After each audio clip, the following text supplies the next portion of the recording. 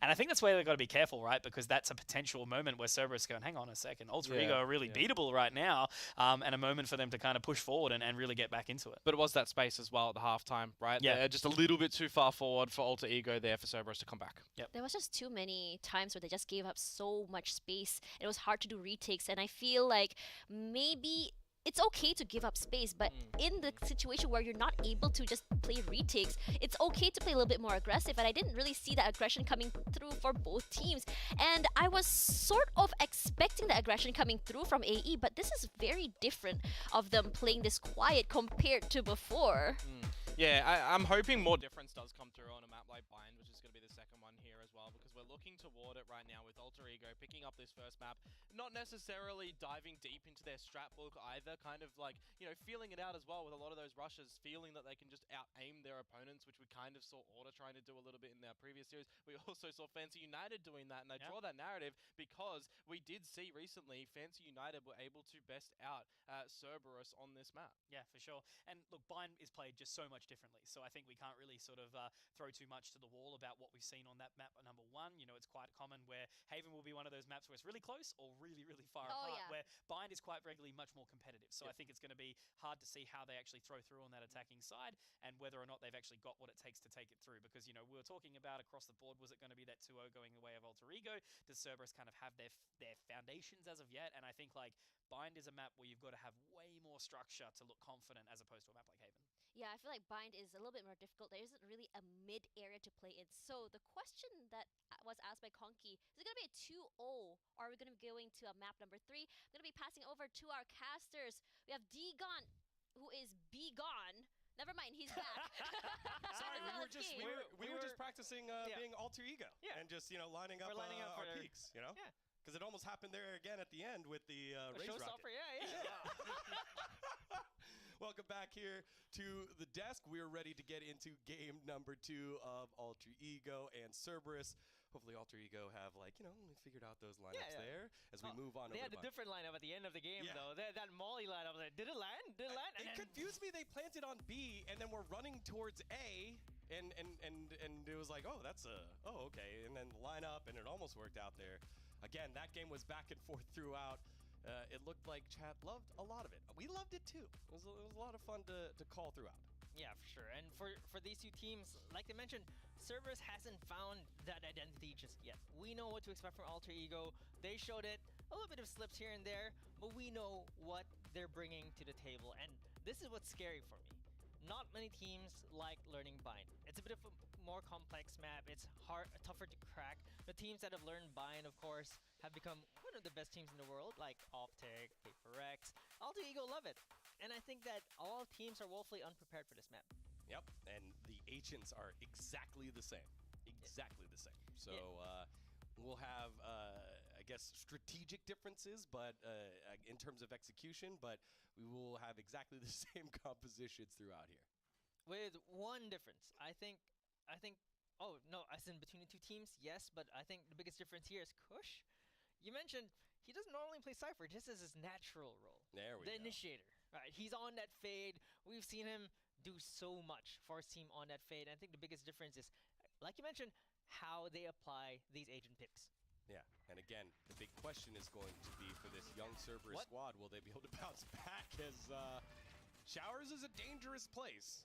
An early kill through the smoke doesn't work out too well here for Cerberus, but as I was saying, again, this is a young squad that were finding their way through that last one, and before this round even starts, all 5 members go down. A flawless round for Alter Ego, and it's like you said, you got to be ready for this map. Yeah, you got to be ready, and not only that, these teams don't give us time to get ready. We're bringing them in, we're introducing them, giving them, like, you know, like, hey, here are 2 teams, and then all of a sudden, round 1's done.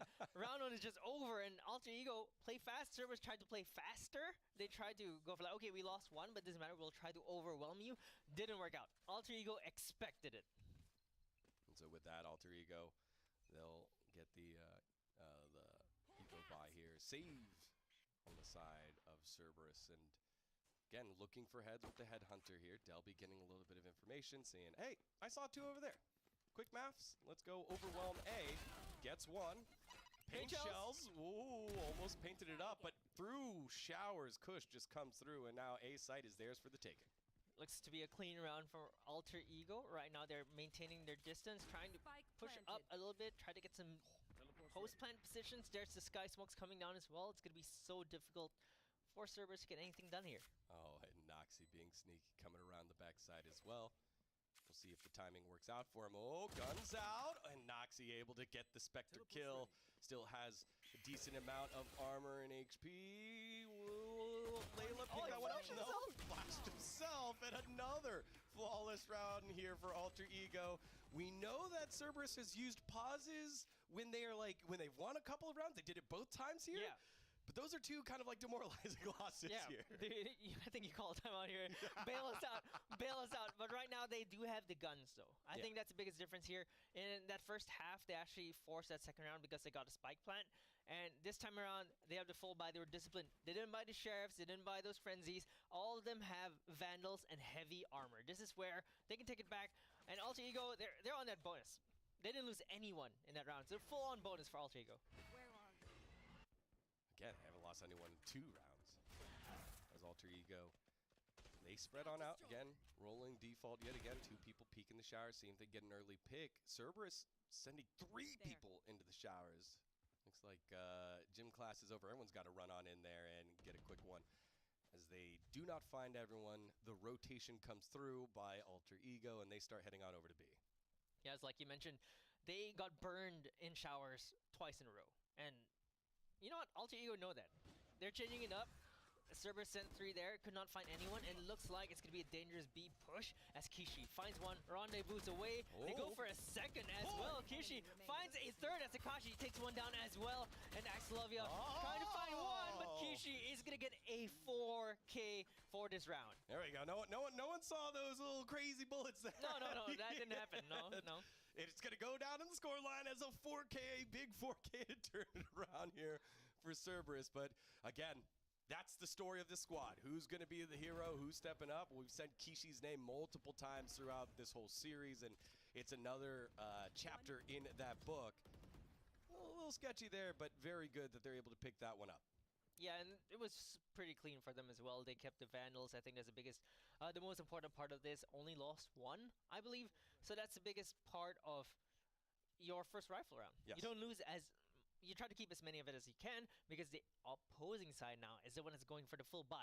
Alter Ego gonna try to take it to Cerberus with 5 Vandals. Yeah, again, our first full buys on both sides, except for Kishi, who will roll with the light armor. Yeah, he's gonna light shields, but should be fine here. Again, these are the rounds that I like to see between these 2 squads. Alter Ego, the more experienced squad, more explosive squad. Again, Kush is having himself a pretty good round as we're having a tech pause right now. You see the timer has slowed on down, so we'll get you the information as soon as possible. But these are the types of rounds that I think Cerberus learns from the most, right? When you have the economy to play through it and not just stealing rounds away, which is what it felt like for a little bit there by Alter Ego. That's learning lessons too by Cerberus, but you got to win the rounds where it's straight up 50-50. Exactly, and Alter Ego are the ones that are very good at winning rounds they shouldn't be winning. On the other hand, Cerberus, they kind of need the rifles to be successful. It feels like they need everything they have more set plays. Yes. More so than winning the duels, because Alter Ego clearly wins just a little bit more of the duels. All right, seems like the tech pause will be coming to an end very soon. Yep, there we go. Timer going on down, and back to round number 4. Cerberus on defense here again on Alter Ego's map pick Bind. Weren't ready for the first 2 rounds, didn't get any kills the first 2 rounds. Well, they get everyone here in round number 3 and on to round number 4. That has 3 people sighted around Fountain. The blind comes through. There's one. The blind also come through. Nope, not quite able to land it. And we're down to 4v3. The rotation off of A is needed. Loki getting there first. Let's see if he gets spotted. Yes, he does. He's alone on the site for now. They're taking it slow. I think Alter Ego know that they have so much time left on the clock. As Kush finds one and the boom on as well. Adren King swings out, takes Ting down. It's all down to Kishi, who's been stellar, but he's now in a sticky situation. 1v4 on a chamber with a Vandal. He does have the gun for this, has the potential, But against 4 players, it just seems so difficult. You don't have a flash, you don't have a smoke to cut things off. You're going to have to win 4 separate duels. Well, he gets caught on up. The decay comes through. He's forced to just hang out for a little bit longer. And yeah, there it is. Kishi getting taken down. Kush picks up the kill and continues a great series here as the leader with the triple kill. And great recognition from Kush as well, throwing that haunt into the swing, making it a distraction instead of information play. I think that's what a lot of Fade players are starting to do. The best Fade players, they're very creative with the kits. And I think that's the scariest part about Fade. Look at this. Peeks away, uses it like a Reyna Lear, pretty much. Yeah, basically. Not much you can do from that one. And again, maybe I think you and I both thought it's like, Kishi, do you save here? Like, do you want to save? But not quite, look, because they still buy all Vandals. And Kishi able to pull out the Tour de Force. Back to the showers. Oh, and now forced to use Rendezvous. Gets rid of that get out of jail free card. Let's see if Kishi can line this one up. Getting aggressive yet again. But that means everyone else falling back out of showers. It hasn't been a full rotation yet. And now it looks like it's full rotation as the rest of the squad going through cave. Yeah, not just yet, and it's not a full commitment. They know where the Tour de Force now is, so they can move elsewhere. They can choose to go B instead. They might want to go short, but they're choosing to go B long, where they know the Tour de Force won't be able to get there in time. So they're just trying to push here, healing each other up a little bit. Noxie's up to 100. There's the Seekers coming out as well. They're going to take advantage of this. The Nightfall gets committed as well, clearing out the site a little bit. Akashi is still there for the hold, though. Akashi holding the corner. As he had one detected. Oh, the paint shells land so true, but Akashi trades 2 before he gets painted in gray. Kishi able to pick up 1, but gets traded on out. Layla still left alive. Noxie answers right back. And so it's Ting left alive, who's rotating through CT right now. The information hasn't been given. Noxie guesses, thinks about leaving, decides to stay. And it's a 1v1. The young man, Ting, looking to get the kill here. Prove his worth on this Cerberus roster. Gets the drop. The timing works out. And Cerberus get a much needed round here in round number 5. Unlucky timing there for Noxie. Wanted to be patient, wanted to catch Ting off guard, but instead he was the one who did not have the timing. He was in the middle of the tube, looked left and right, but not center where Ting was waiting. Oh man, and again, huge play by Akashi in the corner. Knew that the paint shells were coming down, knew that he was going to die for it, but was able to pick up 2. Kishi forcing it a little bit on the Tour de Force, no pun intended, as he played a little aggressive, traded out 1, could have hid into the box a little bit longer, but decided not to. And either way, it was a nice pickup for the rest of the squad. As Noxie now, it's his turn to show Tour de Force, picks up 2 here. Oh, it's a peek, it's really close. Axlovia gets caught by Kishi, and now it gets turned on its head. Akashi the last one alive, though. Akashi 1v3 on the Fade. He's pretty good for the team, but against 3 members, I'm not so sure. 1, double peek, 2. he finds 2. Again, now it's down to 1v1. It's these alter ego double peaks. Prowler comes out, he feels himself, and he gets felt in the face with a bullet from the Vandal. Durn King shows up clutch here. Well, that was pretty dicey for alter ego. Went for the double peek.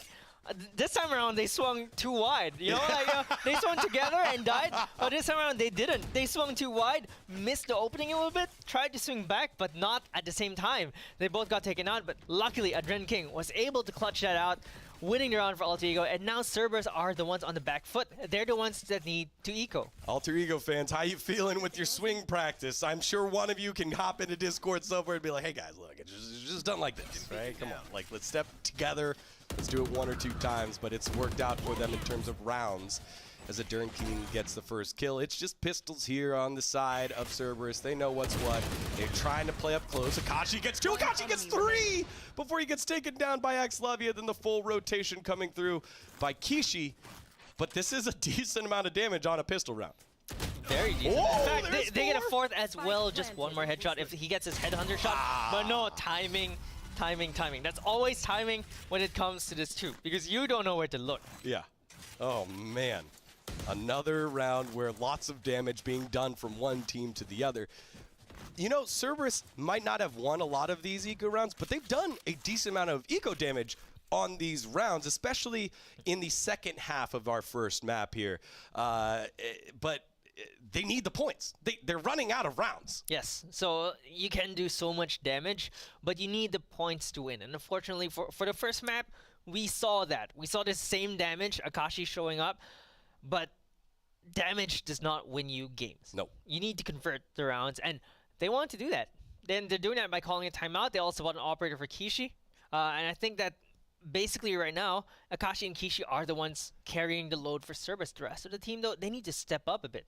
All right, friends at home, if you were paying attention, here's the keys to victory from Key. It's damage doesn't win rounds. Yep. Rounds win games. To win rounds, they call a pause. Yeah. There we go. Exactly. This pause is for them to... I mean, we saw this on the first map. Cerberus, whenever they call a timeout, they find a way to get at least 2 rounds back in. Yes, and that is true. That is true. Alter Ego, though, did creative things with their economy. Both times, though, they called around because they also had time to be like, all right, let's actually math it out here. Yeah, I think Alter Ego is very good at that, controlling the economy, controlling their opponent's economy as well. Because right now, Kishi, with that operator, is going to go without armor. Very risky, and on this defensive side, I think it might be worth it if they can find the kills. But so far, Alter Ego have done a good job of pushing that operator out of his first spot. And now Bats, they're trying to push Kishi out. Kishi getting aggressive. We've seen him have to use it a couple of times to run away. Yeah, he's going to peek this. That was an aggressive peek right there without being scoped in, but now his scoped has the angle. A lot easier to get these op kills when you're holding the angle instead of peeking. Gets body blocked a little bit. Pushed it back on. Blinded, orbital strike, a lot of utility use here on A. Fire in the hole! Pull! Kishi gets the kill on top of Delby. And now Layla also slowing things down. Kush turning around, trying to slow down Layla's wraparound, but it's 2 kills now for Layla. Into a 3v2 TP used. B site is open, and it will be Alter Ego beating the rest of Cerberus to the site to get the plant down. Layla's down to 5 HP as well, so it is more like a 2 versus 2.5. Kishi with the operator, who was stellar. Being able to shut Delby down in midair, I think that's one of the biggest things, because otherwise it would have been him at the receiving end of that showstoppers. We've seen 2 missed showstoppers, or well, unused showstoppers thus far, and it's been very good. Right now, Noxy is going to be the one to hold, use the rendezvous to go to safety, dabs with the golden penguin as well. Style points for him. They're going to try to look for these kills, but I think they have the lineup. Axel probably has it. Noxy swings out. 1-for-1 trade, and there is the lineup. There's Incendiary. There's no more chance for him to defuse. He has to push out here as Axelavia. Oh, does he have time? Does he have time? He has to go tank it. No! Oh, no! The orb was out. The orb was out. And that's the thing.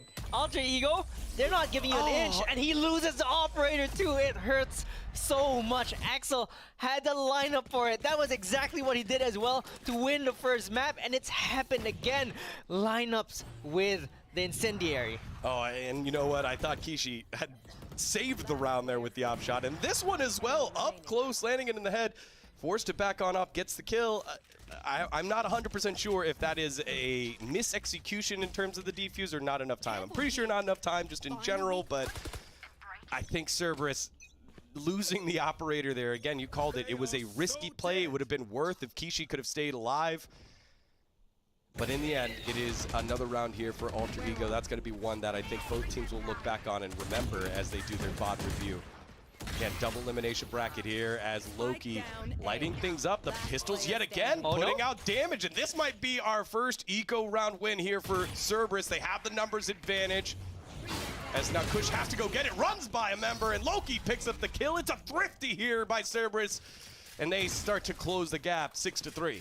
This is exactly what Cerberus did on round 1, but didn't convert it. This time around, it actually caught Alter Ego off guard, and it's the best case scenario that could happen here because they've hard reset Alter Ego's economy. Alter Ego lost 5 members in that previous round, which means they needed to buy back in on all 5 coming into this round, and because of that, Cerberus now have the upper hand in terms of the guns, in terms of weaponry, and they can start catching up to Alter Ego in this first half. They've only gotten 6 for Alter Ego. They could, but again, nickname Alter Ego. We've seen them lose it just like that. God. Oh, You call Kishi. There's one. Oh, they freak out. They're like, there's an up here, guys. So come grab it. And so they lose too. So the numbers advantage does get swung down just a little bit. No one else wants to pick up the operator, so it will stay on the ground. That is a little bit of a loss there in terms of credits, but the plant comes down.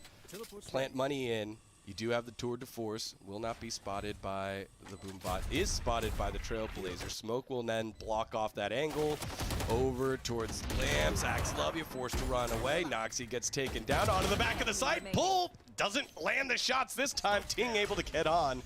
And so Loki starting to defuse Axelovia. No lineup in a 1v4. And Cerberus saved the round. Only one loss and maybe pick up the operator as well. Yes, they do.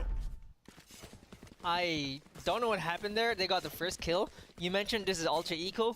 Immediately gets killed off the bat. But for some reason, they're not expecting a second guy there. And they just both die. I think they just got excited. It's an Yeah. operator. They're Yeah. like, oh yeah, cool. Up, let's go, get it up. And then all of a sudden, they line up again for Akashi. Gets 2 kills. No lineups for Axel this time around. Unfortunately for him, 1v4, just a bit of a tall order. Now it's Alter Ego's time to call for a timeout. Yeah, and I like this one here for Alter Ego again. Remember, that was an eco round. It does feel bad when you lose eco rounds that it felt like you're gonna win, but they're still up. They still have economy. It's fine. And just reset. You got 2 timeouts. Go ahead, use one now and slow things down. Talk about it. Kush again having himself a series on top of the leaderboard. On the opposite side, it's the same agent. Akashi leading the way for Cerberus. How do you feel that the young players so far have been doing for Cerberus? You mean Ting in particular? Correct. It just feels like we probably won't see him pop off until the attacking side. On that raise, you can see his aggression. You can see the way he used Satchel on Haven.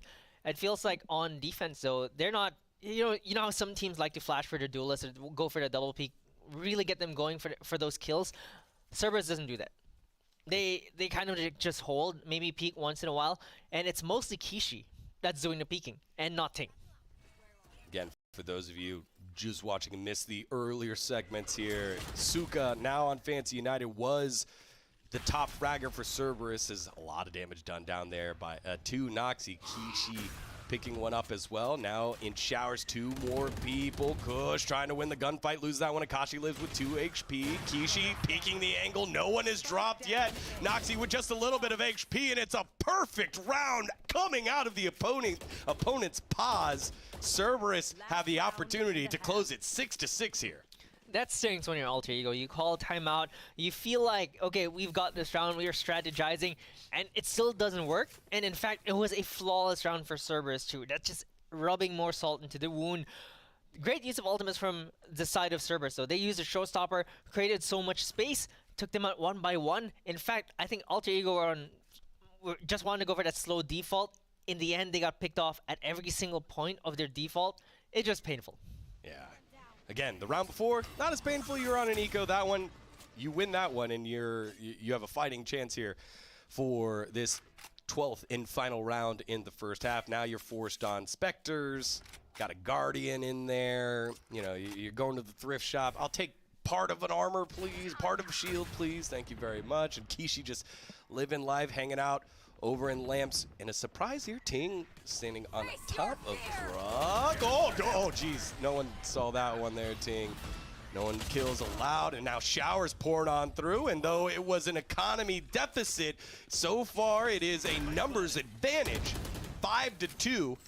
And this one looks tough here for Cerberus in the final round of the map. It looks like free upgrades for Alter Ego. They pick up the Vandals to pick up the rifles. It's all down to Layla and Loki. They find one. Not sure they can find more, as Noxie is going to be there with the Spectre.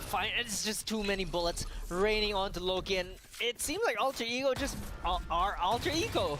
It is so frustrating because we caster blessed them before, then we caster cursed them this time, but I guess that's how it goes sometimes. Halftime, let's send it back on over to the desk to see what their thoughts are here after half number 1. Thank you very much, Be Gone and Key. Sorry, I had to. But I have to say that round, the first half was actually closer than I thought. But Alter Ego, Kush, wow. Yeah, a good start for them as well, you know, kind of reminiscent of what we were able to see in the first game there. And then, you know, a couple of, you know, surprising rounds, I guess you could say, from Cerberus, right? The eco, the thrifty round that they were able to establish with that BTP crunch really just got through. And I think activated them a little bit, you know, we were pointing out that in the beginning of that, there was still a player on a donut, right? No frags to their name just yet. And then Ting was also really silent. So when that round comes through after the thrifty and he's finally satcheling himself in, we're getting a bit of vibes that Ting is, you know, acting like Jing, right, from Paper X. So he's just building in the confidence going in with that. But it really does feel, to me, even though the scoreline is 7-5 right now, the rounds that were gathered out by Alter Ego were a lot more convincing than the ones that Cerberus were getting. Yeah, and look, I feel like ultimately it kind of was Alter Ego when they made mistakes. That's where Cerberus capitalized. I don't really think it was Cerberus being a better team in a lot of those rounds. I still definitely think that Alter Ego has very much been driving the pace of this map. And to start on Bind, 7 rounds on the attacking side, that's a huge statement to be made, and I think they can only compound on this and even move further. So they pick up that pistol. That's really where we started got a little bit worried for Cerberus, right? You know, they're only half a map away effectively from going down into that lower bracket, and that's always a scary thing to be thinking about. So personally, now going into this halftime, into the second half here, what can Cerberus do in order to just come up on top, bring it to match 3? Fake until you make it, baby. Gotta be confident. Fake it till you make it? Yeah, gotta be confident. You gotta back yourself. Definitely need to take a little bit more risks, I feel, and be a little bit more unexpected, right? We saw the play in Hookah where it was the pistol round, well, the eco to actually come through from Alter Ego, where it was a double Hookah play to come through from Cerberus. One player died on the opener, but then the second one caught the next 2 players off guard, right? With their knives out, essentially. So if we're just getting a little bit more unexpectedness from Cerberus, but it's still measured, I think that might be able to steer them a good way. Personally, for me, when we see Akashi on fire, he can really get those picks. But sometimes Akashi, he goes into an overheat where he doesn't have to peek, but he just ends up doing so anyways. So I think my question is maybe they should, not my question, but what I think is that maybe they should just take a step back and just kind of like take a breather. They don't have to rush everything. Regardless though, speaking of rush, we're going to be rushing on to the second half of the map here. AE versus our favorite team, Cerberus. Let's bring it on to Digon and Key. Our favorite team? Wow, Cerberus, our favorite team. Yeah, well, we definitely don't have any Filipino bias with the Filipino team that's possibly in. No bias. No, team, who? Who? Oh, I think it's a secret. I think we don't know what it is. Oh. Team I don't know. Team, okay. Team Di ko alam. 7-5 here, the score here, Alter Ego and Cerberus. As it was funny because Alter Ego, they super rushed this map at the very beginning, just like Cerberus did against them at the very beginning of map number 1. And just like map number 1, second half, Cerberus on attack goes very slow, just like Alter Ego did against them. See if they get any picks before they rush on through. Here it is through Hookah. And CS almost through. Blind kill by Alter Ego. It's 3 down, it's 4 down, and it's all of them down towards B. Alter Ego win the pistol. It looks like a replay out of that first map, but yeah. It's on the other side. It's Alter Ego on defense instead, finding the kills. They have this sense of when to be aggressive. I think that's the biggest difference here. Cerberus just tried to be aggressive, they tried to bludgeon in, they tried to barge into your house. On the other hand, Alter Ego are waiting for you to barge into the house, and then they ambush you. They want you to go in. And because of that, Cerberus just kept getting caught off guard. And that's just what happens over and over again. Tough for Cerberus to have that happen to him on attack too, right? You know, different when it's on defense and you're set up and it's like, okay, we get number overwhelmed or we rotate it off, but when you're on attack and getting caught like that, not so good as they decide to kind of run the same setup here. 2 people go up showers, see how much information they can get before they start getting poked away. Kishi getting punished a bit. Trade of headhunters. Winner Noxy. Alter Ego now 5v4 as Cerberus forced to back on off. Still no commitment to any site though. Yeah, no commitments. They are playing that slow game. They're trying to feel things out. This is what they did in Haven as well, like you mentioned. They like playing it a little bit slow here and there, just to feel out what Alter Ego Celeste are doing on defense. But I think Bind is a little bit harder to figure out because they're shuffling defense. Noxy still in the same spot. Pain Chills tried to push him off a little bit, but the rest of the team already coming to his rescue. The rest of the team already flanking as the Dren King finds 1 kill, but Layla trades to Kush. Yep, the hold was there. As now Noxy tried to hold. Nope, gets taken down. Loki at distance. That's not a good spot to be at with the classic. And you saw Noxy said, let's breathe. Yeah. I'll take your Go head. for the head. Yeah, they talk about that in the Valorant subreddit. I think they talk about the Miyagi method where you don't actually shoot. You just trace and aim, and when it's a free kill, you actually shoot. That's what a lot of people do to train their headshot for deathmatch. And it looked like that's what he was doing. Is like, what, Trace and MS2 aim. shots? Breathe? He had time to breathe. Breathe twice even, and make the headshot. Yeah, you breathe out. You breathe out as you pull the trigger. Here, let's see one more time. Oh, okay, sure. There it is. There, yeah. He's like, these classic bullets. They tickle. They take Go into round number 15. 9-5 here is AE holding the side. Rifles here, all Vandals for the side of Service. They pick up one. U-Haul, though, still in control of Alter Ego. Switching to the Shorty. Oh, I love Shorty kills. It didn't quite work out there for Axe. Axe, love you, though. Yeah, unfortunately, don't convert that. Loki finds one though, misses a few bullets on the second, but Akashi is going to be there. Finds the last kill as well. Pretty clean round for them. This is what they need, because every time they got to this buy round, they've always lost quite a few members. And I think that this is the first time they came out relatively pretty clean. Only one member dying. Yeah, and you can see, again, the difference right now between Alter Ego and Cerberus. Noxy, in the face of someone looking at him, takes his time, lines it up. That one on the opposite side, I think that was it Akashi? Akashi on the flank, saw all three. He's like, whoa, okay, we land them. We got it. It's cool. Yeah, it's cool. And it is important to get those points, those round wins. As you said earlier, damage doesn't win rounds. Rounds win games. So it doesn't matter how they do it. They got the round. It's in there, and the confidence will continue to grow for this young Cerberus squad. Again, double elimination. You get knocked down, you still will have another opportunity to make it on in as they are forcing their way onto A, but now 3 members have already been taken down.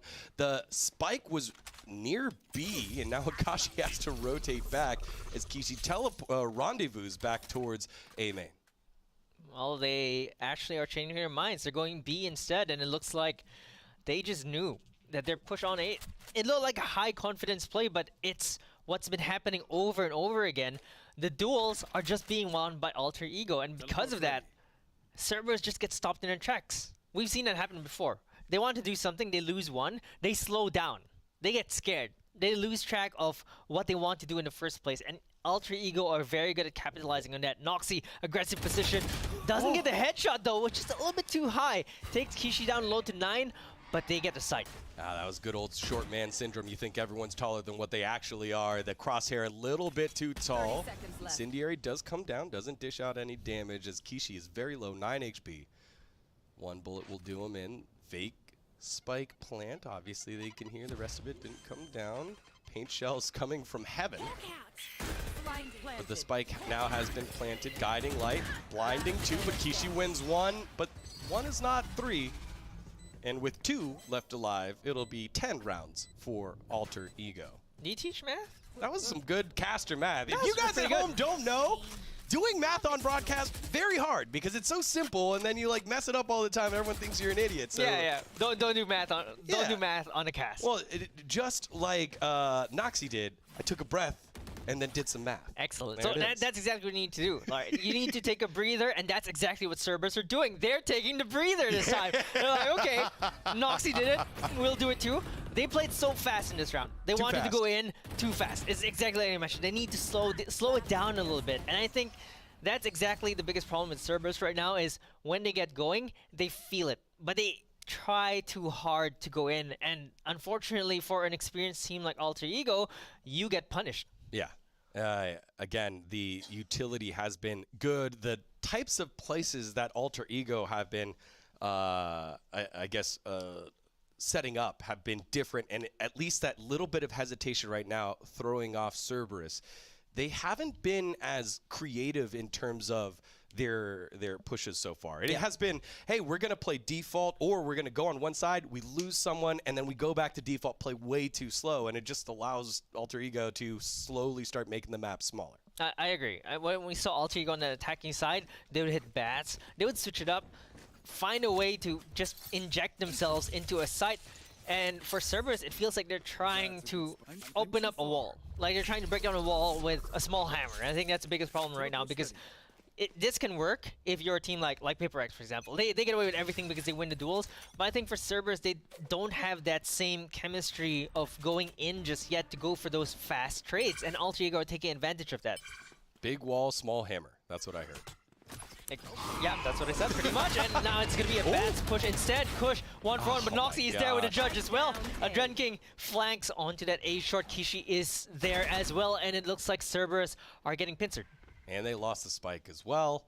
So the pincer has been pulled back, but now they know exactly where at least Cerberus will need to go at some point.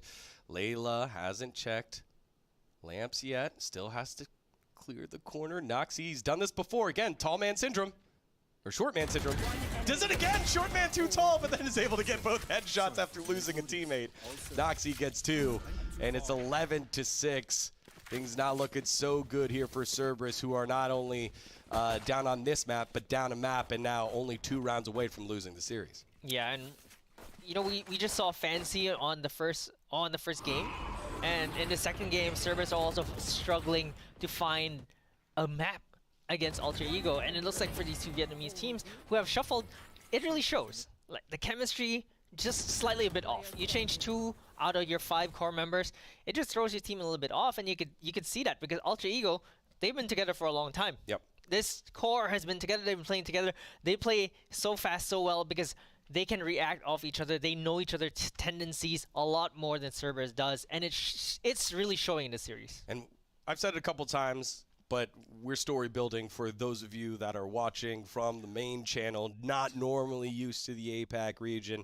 Cerberus had 2 studs at the top of the leaderboards every time, in Suka, now part of Fancy United, who played earlier, and Daikute, who normally played their duelist normally on Jet. Daikute benched, in comes Layla and Ting, and as you see in the scoreboard right there, they're not at the top. That's not the top.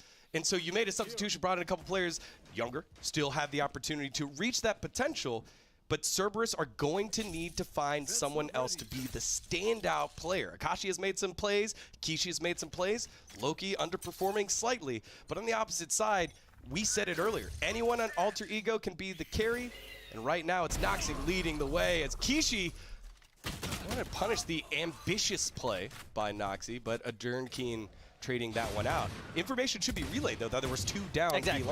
I completely agree. And it was Kishi that got a little bit over-eager, wanted to go for the second peek. You talked about the confidence. He had overconfidence for that second peek as well as the rest of Alter Ego. Delby finds 2 heads. And it's all down to Ting with the Sheriff. Not much he can do here. 1v4. Unless you pull up some crazy shots and isolate these 1v1s. I don't foresee him getting anything as Kush just takes him down for free. Again, decayed, but still can slay. A great play coming out of Alter Ego as they are now just 1 round away from punching their ticket into the next round of the APAC upper bracket. Again, LCQ, everyone wants to find their way to the global event. They want to be right next to Paper X. They want to be right next to Xerxia. And all of these teams have been consistent. We don't have any team here other than Team Secret who didn't score points in stage 1 to stage 2. But with Team Secret, that's a team that we already know. Like, we've known them from last year. They stayed relatively together for a while. Now, let's see if someone else can answer. Oh, and Cerberus trying to prolong their stay on the screen and find the magical comeback here as Delby gets taken down at 4v2 now on the hands of Alter Ego. And that's a bad time to be looking at your wristwatch. There's Noxy getting caught out and is a bit blind. Jumping onto Hookah's Kush. Gets taken down. Now Noxy trying to find it, isn't able to, and Kishi answers back at 3K, much needed, but the damage was done to the economy here of Cerberus. Yeah, and it's Cerberus that's the one that needs to be more mindful about their economy because they can't lose a single round. They need to win 5 in a row to send us to overtime. On the other hand, Alter Ego, they still have 4 members who could buy full rifles. Adren King can buy Noxy a rifle as well. There we go. Just buys his friend another rifle. It's just so difficult to take down the economy of Alter Ego because you don't have any more rounds to spare. You have to win every single one. You can't make any more mistakes moving forward from here. And on the side of Alter Ego, a little bit of a mishap from them. Didn't really get the kills on that round. And Cerberus, though, they've already slowed down yet again. And that's the thing, right? Cerberus, they like playing fast. Again, The fact that they're slowing down is just, look at the confidence. It's dwindling. yeah. Again, it was punishing this disrespectful push down B long 2 rounds in a row. They were able to get the kill, and it was blind. Orbital Strike comes down to clear out Lamps. It's able to do so, so you now know Lamps is clear unless someone is close, tight, right. Fire and roll. Here's Showstopper, and yet another Showstopper gets canceled before they get to see the curtain come on up as Delby gets taken down, and here we go. Actually, Cerberus might find a little bit of an answer, but Ting has just click, my guy. You're doing the hard part of getting the blast back, being put in position. You line it up, and then just shoot it off. People are wanting to see you play. I mean, Chad likes saying Jing ult. This is a Ting ult this time around. Unfortunately, it's just not getting the rocket out. That's the last step that you need. You just need to click. But unfortunately, they just get shut down too quickly. I think it's basically the timing at which you go up. You have to wind it up a little bit. Unfortunately, everyone, they're ready for that. And for the side of Alter Ego, they have the confidence to actually try and contest that. Well, with 20 seconds left, this slowdown has confused a little bit. Dirt King gets 2 headshots with 2 bullets. That was quite the spray, and now Kishi, no time, has to get the kills. They do see the spike. They know this one's over, and Axelonia closes on out. Stand up, Indonesia. Your squad has represented. Alter Ego get themselves the 2-0 victory. Such a clean win from them as well. It's what do you expect, basically. Alter Ego getting the 2-0 from against Cerberus because, well, Cerberus have shuffled a little bit. We were hoping we would see, you know, like a revitalized roster, maybe a full new team that could bring us surprises, but unfortunately that didn't happen today. It was Alter Ego, of course, the better team. On paper, really showed up again. Yeah, definitely. I think if you're Ting and if you are Cerberus, you need to make sure that your new guys are okay. Ting didn't have himself a great series. Again, how many Showstoppers went on but didn't shoot? So many of them there.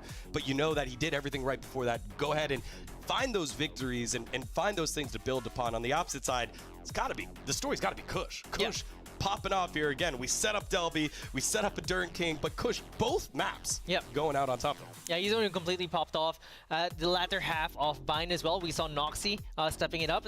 But like we said, for Alter Ego, it could be just anyone. And today it happened to be Kush. Tomorrow it could be someone else, but Kush really showed up for us today. All right, well, Alter Ego gets the win. To break down that map and more, let's send it back on over to the desk with Tash Bunny and the rest of the guys.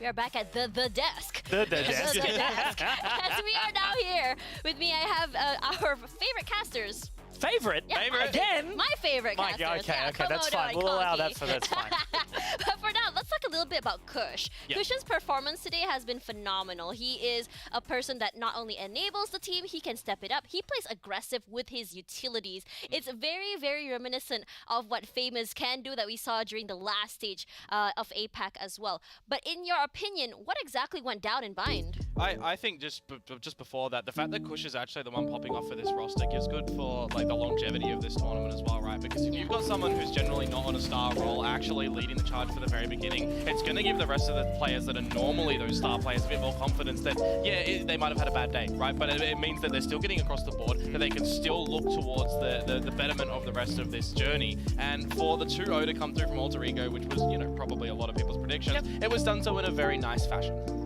I think it was said really well as well by Dagon, make sure your newer players are feeling comfortable, right? Yeah, exactly. Clearly, Ting didn't have the best of runs, unfortunately, but like the nerves you must expect, right? Going into this, having such massive shoes to fill, losing 2 really strong members in Cerberus is always going to make them feel a little bit weaker. So maybe this is just going to be a competition for them to kind of have that last hurrah for the year, enjoy themselves and really dive into it. But look, I think, this game sort of summarizes it perfectly. The 2 chambers on top. But for me, I think the real big person to keep an eye on or to have kept an eye on during that one was Axelovia. Like his utility on that Brimstone, I think, was absolutely brilliant, and he set up so much space for his team alongside Adrian King getting those flashes in. Yeah, he's really good with his utility usage, and he's also good for slowing down CS coming onto site as well. And I really like that they really enabled Delby, but for Delby, I feel really sorry for him. Every time he tries to pop that showstopper, he's just getting shot out of the sky. It's just like flies, but it can be the same about Ting as well, exactly, because it's the same thing happened to him as well. Yeah. But on the other side, I think I really want to highlight another player from Cerberus, which is Akashi. Like, he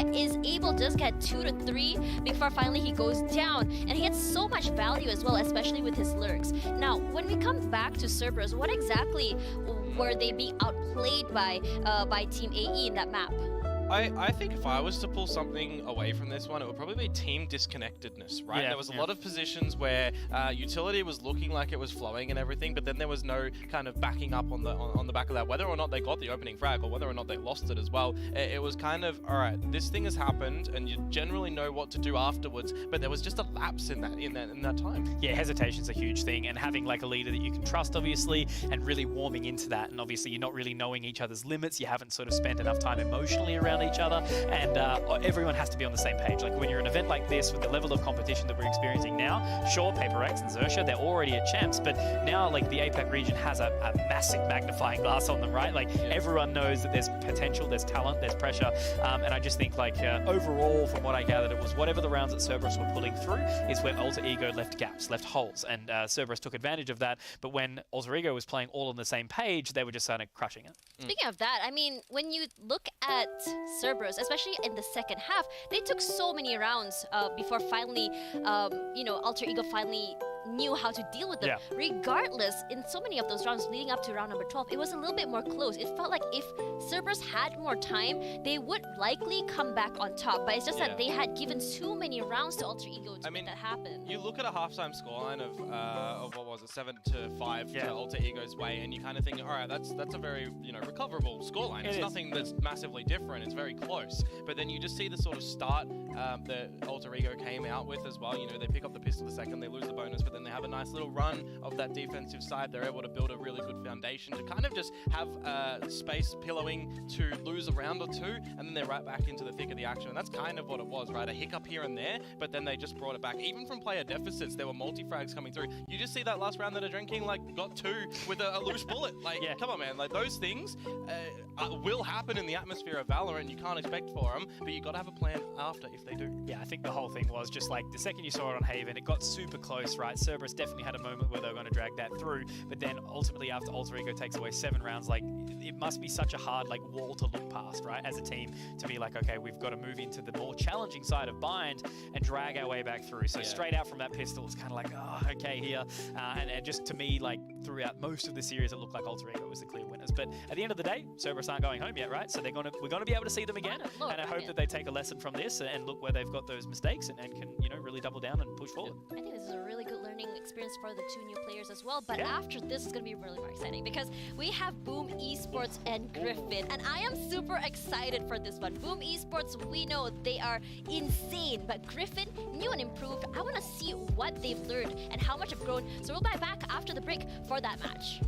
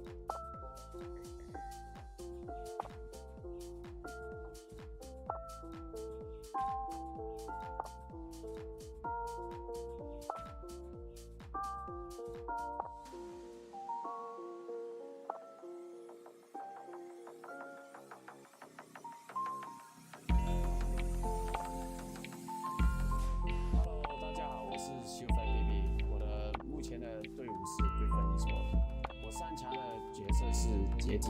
创立 GFN 的原因是，我想给更多人去追逐电竞这个梦，在没有资源的情况下，可以参加更多的比赛啊，获得一些更高强度的训练跟一些教导。我觉得我投入特战英豪是因为传统射击类的游戏，然后还配上一些技能，所以我就觉得很有未来性，肯定会很多人玩，或者更多的比赛，比起其他游戏。GFN 队伍看重的比较一个价值就是有没有一个团队性跟心态，这个是对于我来说意义是最重要的。所以有时候沟通跟想法会不一样的时候，我们在比赛完或训练完之后，都会大家说开来，就是摊开来说，把它解决。我们 GFN 其实是来赢的，我会让全世界都知道我们有多强。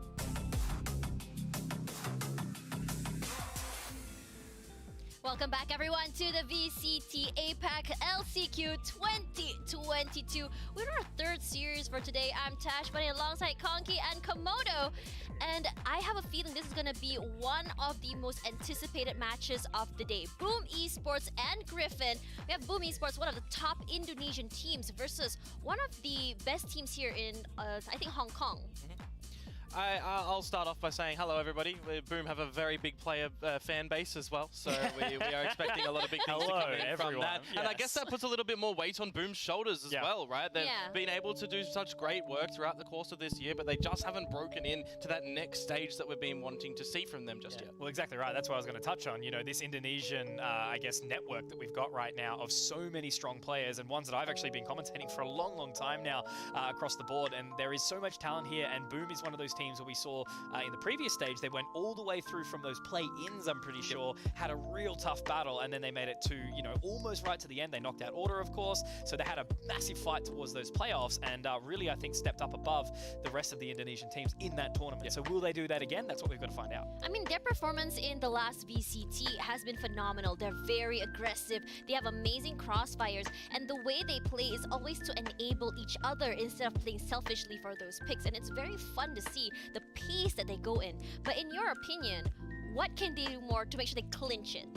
Ooh, to make sure they clinch it. I think it's just team synergy and making sure that they are well established before the hit does come down, or when the hit does need to come down. I mean, you look toward the roster right now, and I think a lot of people's first minds are going to be looking toward the far right side of the screen here, right? Famous is in, Frostmind is out, and that actually opens up such a kind of different feel of what Boom has to offer. Yeah, for sure. Like, I think Famous, we were talking very much about, is the leash going to be taken off, right? He's a very aggressive player, wants to go create that space and find new things, and being dropped into in a position like, you know, taking over from Frostmind is quite big shoes to fill, I really sort of think. So my eye's definitely going to be on Famous and seeing how he's going. Flips Jitter on that chamber, like obviously, as we know, very, very strong and pivotal member of the roster.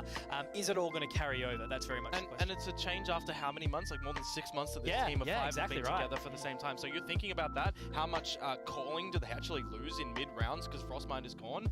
I feel like that's a new dynamic for this roster. Yeah, that's right. But let's talk a little bit about Griffin. So for Griffin, we know that they're the best team from Hong Kong and Taiwan. And honestly, in stage 1, we didn't really see them around. It felt like, you know, they're just a team that's barely scratching the surface. And then suddenly on stage 2, we're just like, whoa, where did this team come from? Why are they suddenly just popping up? They're very explosive, very aggressive as well. Yeah, I think there's like an untapped sort of talent around that area, right? I think like Taiwan and Hong Kong as a player base have so much to offer, and getting an opportunity like this in an event like this for sure. We even heard it in the interview, right? Just trying to sort of, you know, take the time, chat after scrims, work out exactly what's going on, and expect basically put down a position where the rest of the world can take you seriously. And I think this is a perfect event for them to do so.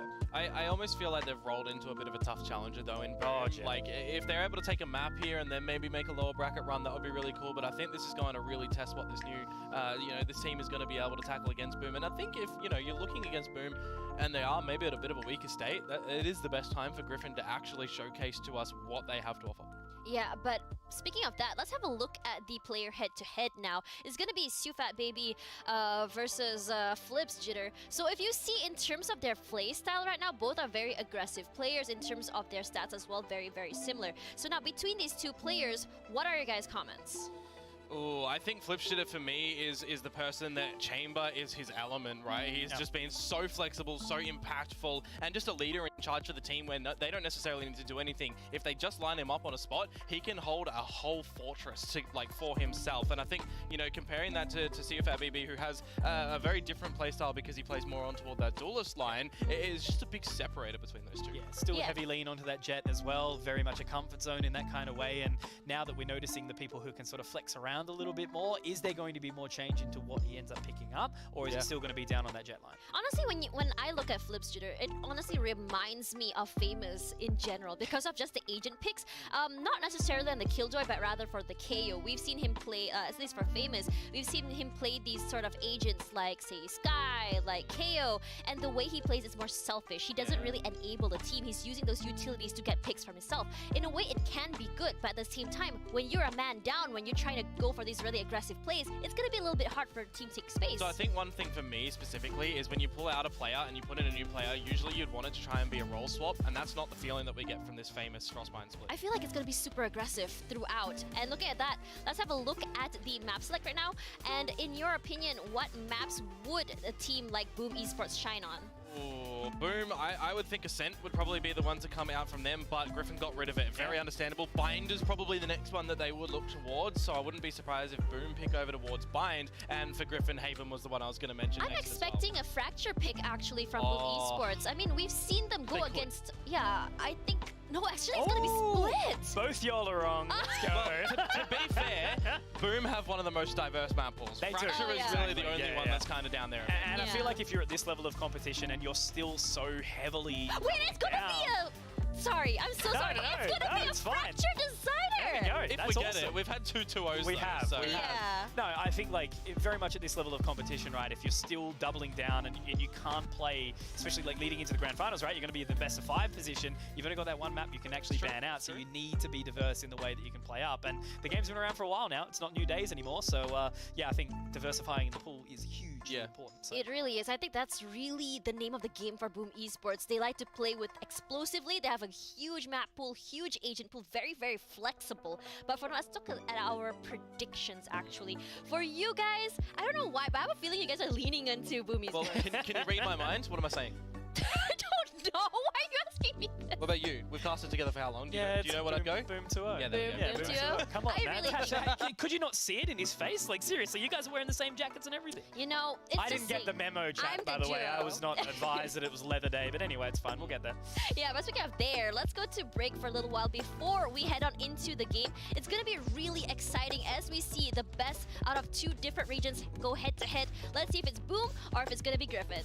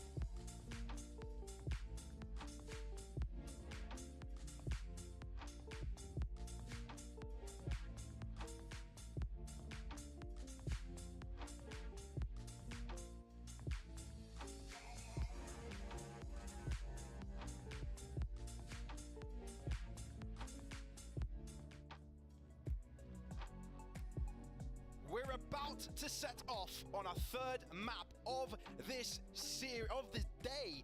And for the first day of this tournament, it's been a pleasure so far. Everything has been so utterly one-sided. It kind of feels it's time to see a match that perhaps has got a potential to be super, super close. You're right, and when we talk about super close games, I like the fact we've got an underdog story here. Griffin, they've just got better and better. We've seen their improvement over the last couple of APACs, and now it's finally their chance to potentially break free.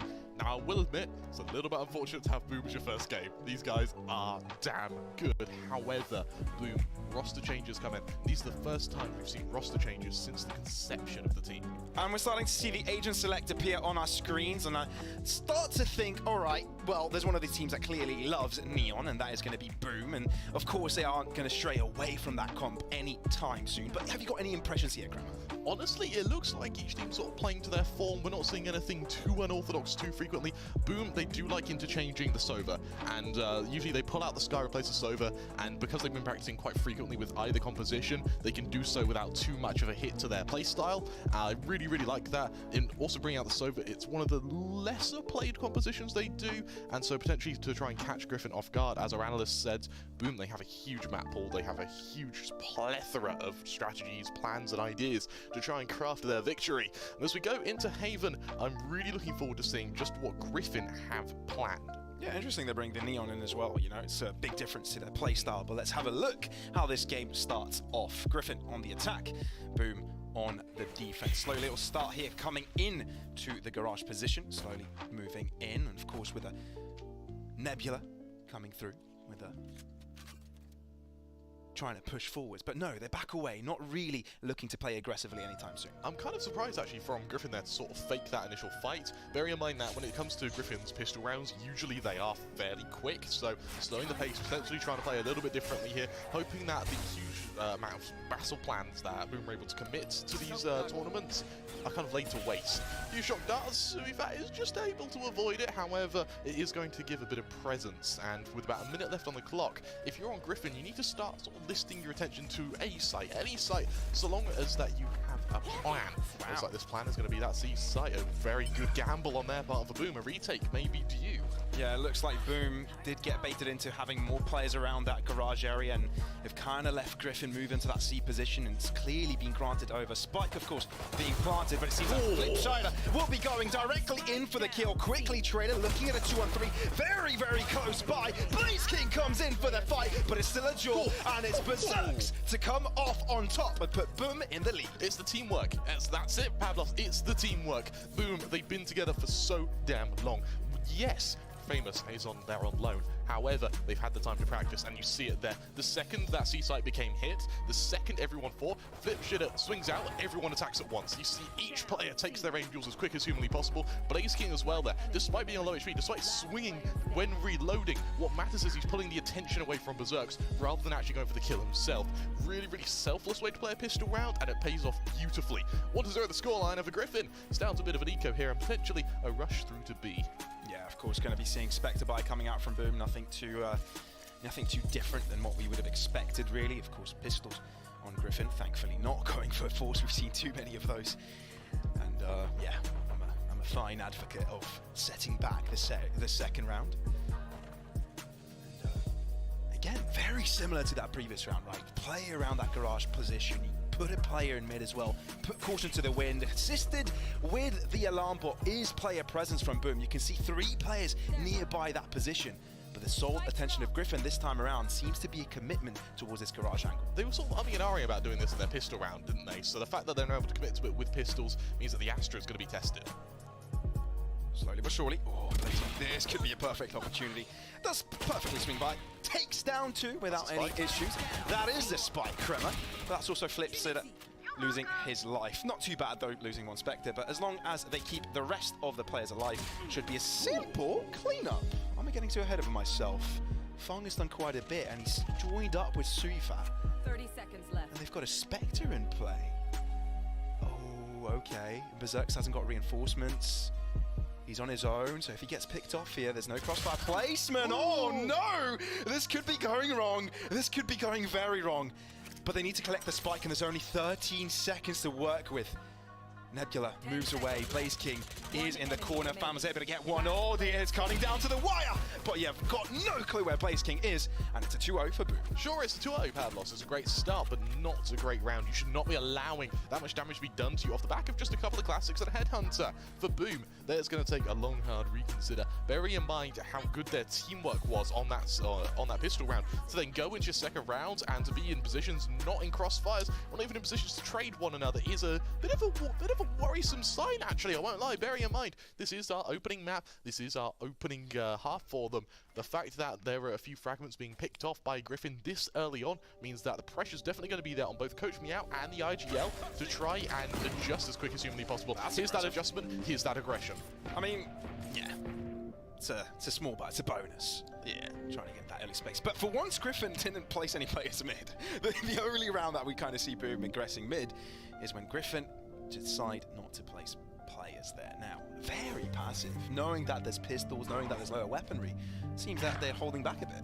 You're absolutely right, and I quite like this. I think they're anticipating the aggression. Boom, all things considered, have been pretty aggressive. We've seen that even when they're not even picking with the utility, they're shoulder peeking all angles all the time. So for Griffin, they're going to be relying on trying to catch out that initial player. Over in mid, you see how they're sort of umming and ahhing. They're trying to tease that push through from Garage, from the Jet. And bear in mind, Berserks, he did flirt with that push. Oh, Boom have got a perfect setup for this, though.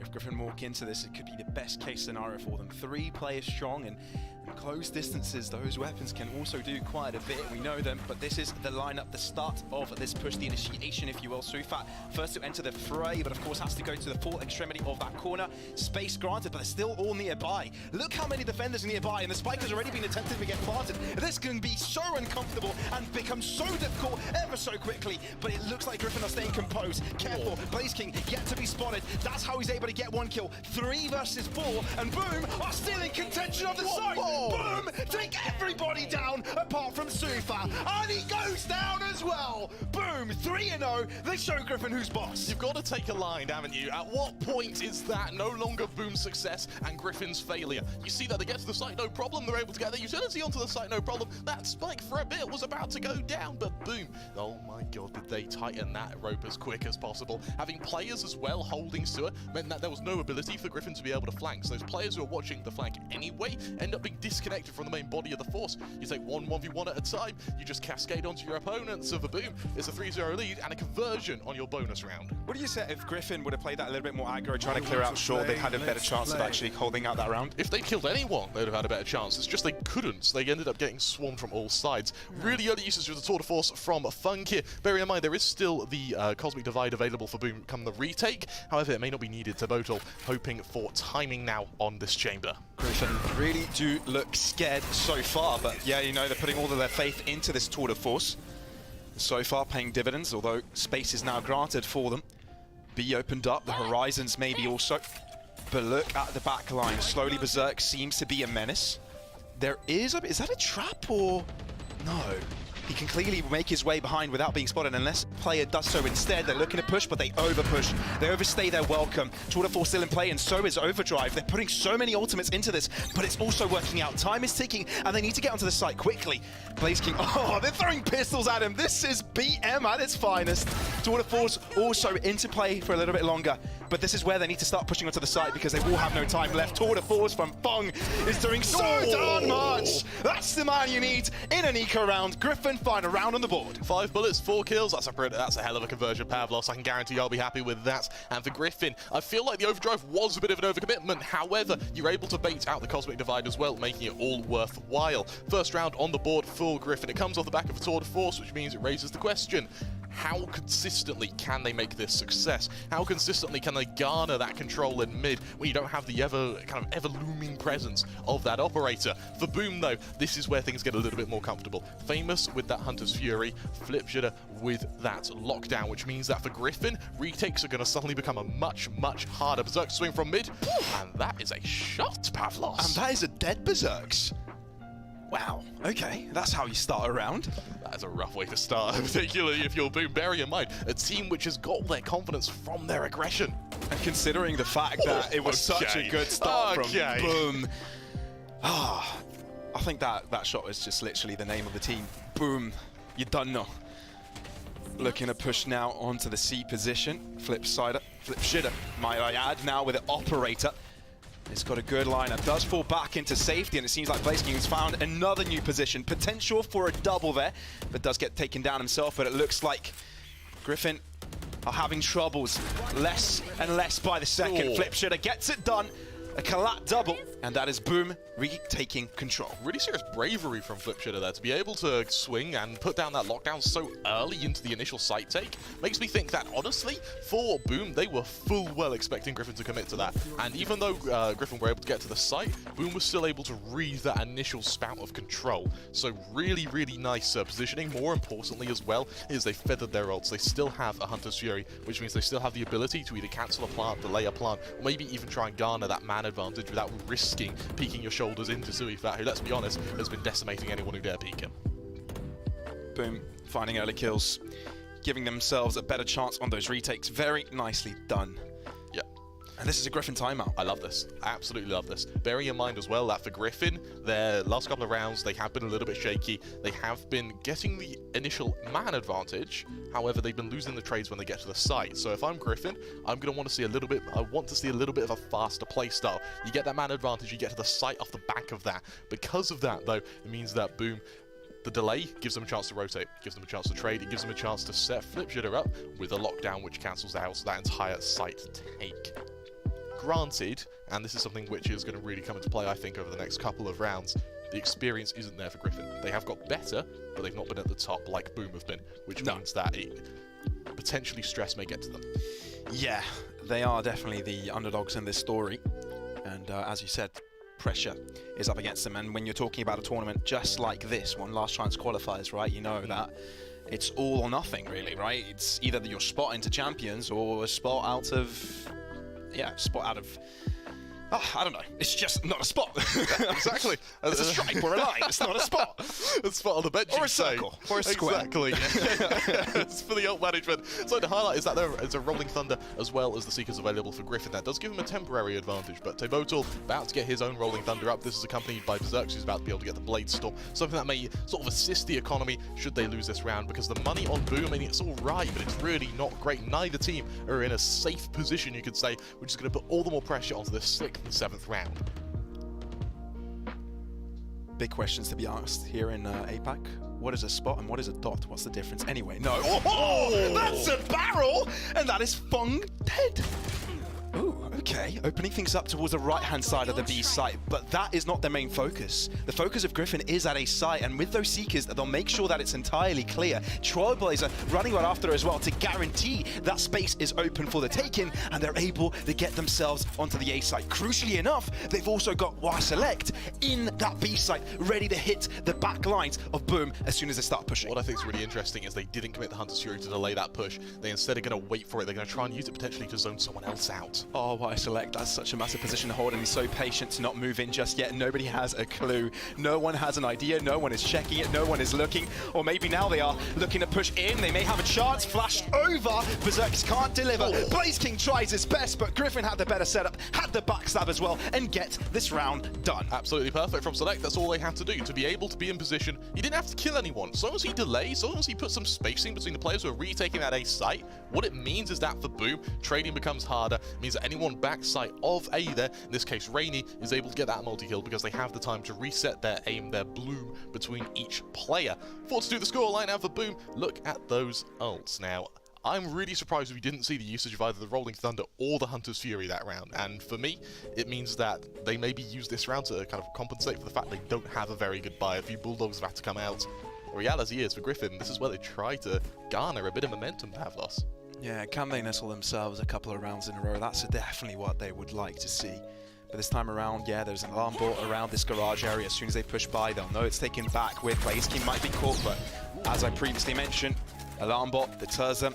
Hold back. Yes, they've cleared it out, but they've emptied it out again. They don't know if anybody's entered again. You see the adaptation from Boom as well.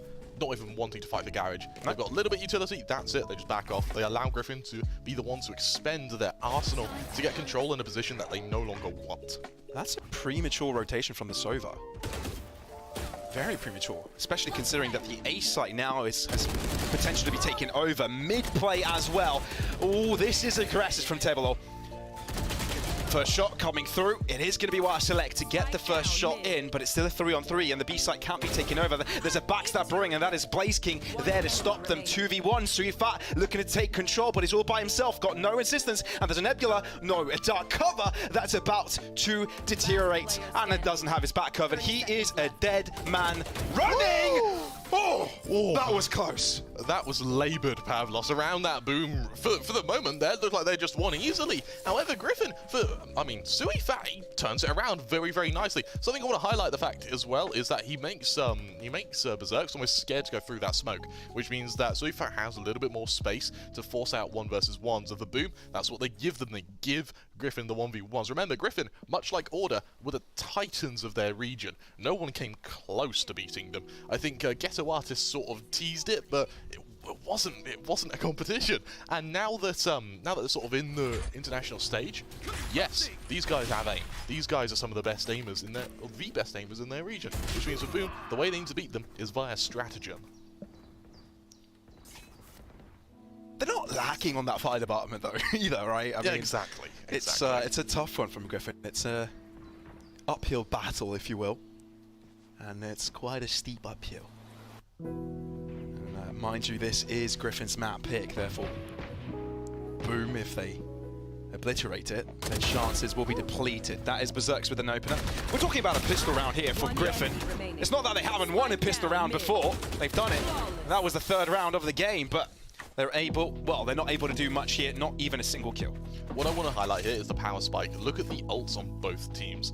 4 available for Boom, 3 available for Griffin, but with Fung 2 away from getting his Tour de Force, 1 away from the Seekers on Rainy as well. It's this sort of huge power spike makes this round so crucial to the momentum of Griffin. They win this with feathered ults, then they have a couple of rounds set up for themselves. They lose it though, and Boom have an ult advantage, an economic advantage, and a momentum advantage. Something which, with kind of the latter stage of the first half to deal with, you're not going to be able to break. There's only 4 rounds left, Pambelos. If Griffin want a chance, it needs to start now. I love that we're finally seeing Fung on the operator though, but Berserk seizes a splendid opportunity to find a kill. And he's even moving even forwards. I love the Nebula from his teammate, assisting him to push by. Oh, he's permitted another! Ooh. Fung gets 2. I love that I alluded that he had an operator at the start of this round, but he's got a 2 with the Head Hunter. Looking at mid. Oh, this is rough. This is tough. And somehow all of these kills are going all over the place. We found ourselves in a 2 versus 2 when Wire Select is looking to be cheeky on the Heaven side, but Famous seems to be having this telegraphed.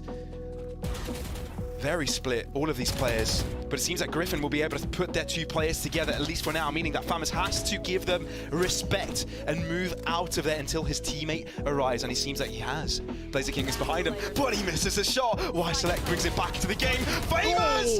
Oh, that was so close! But Rainy, he gets it, he gets it.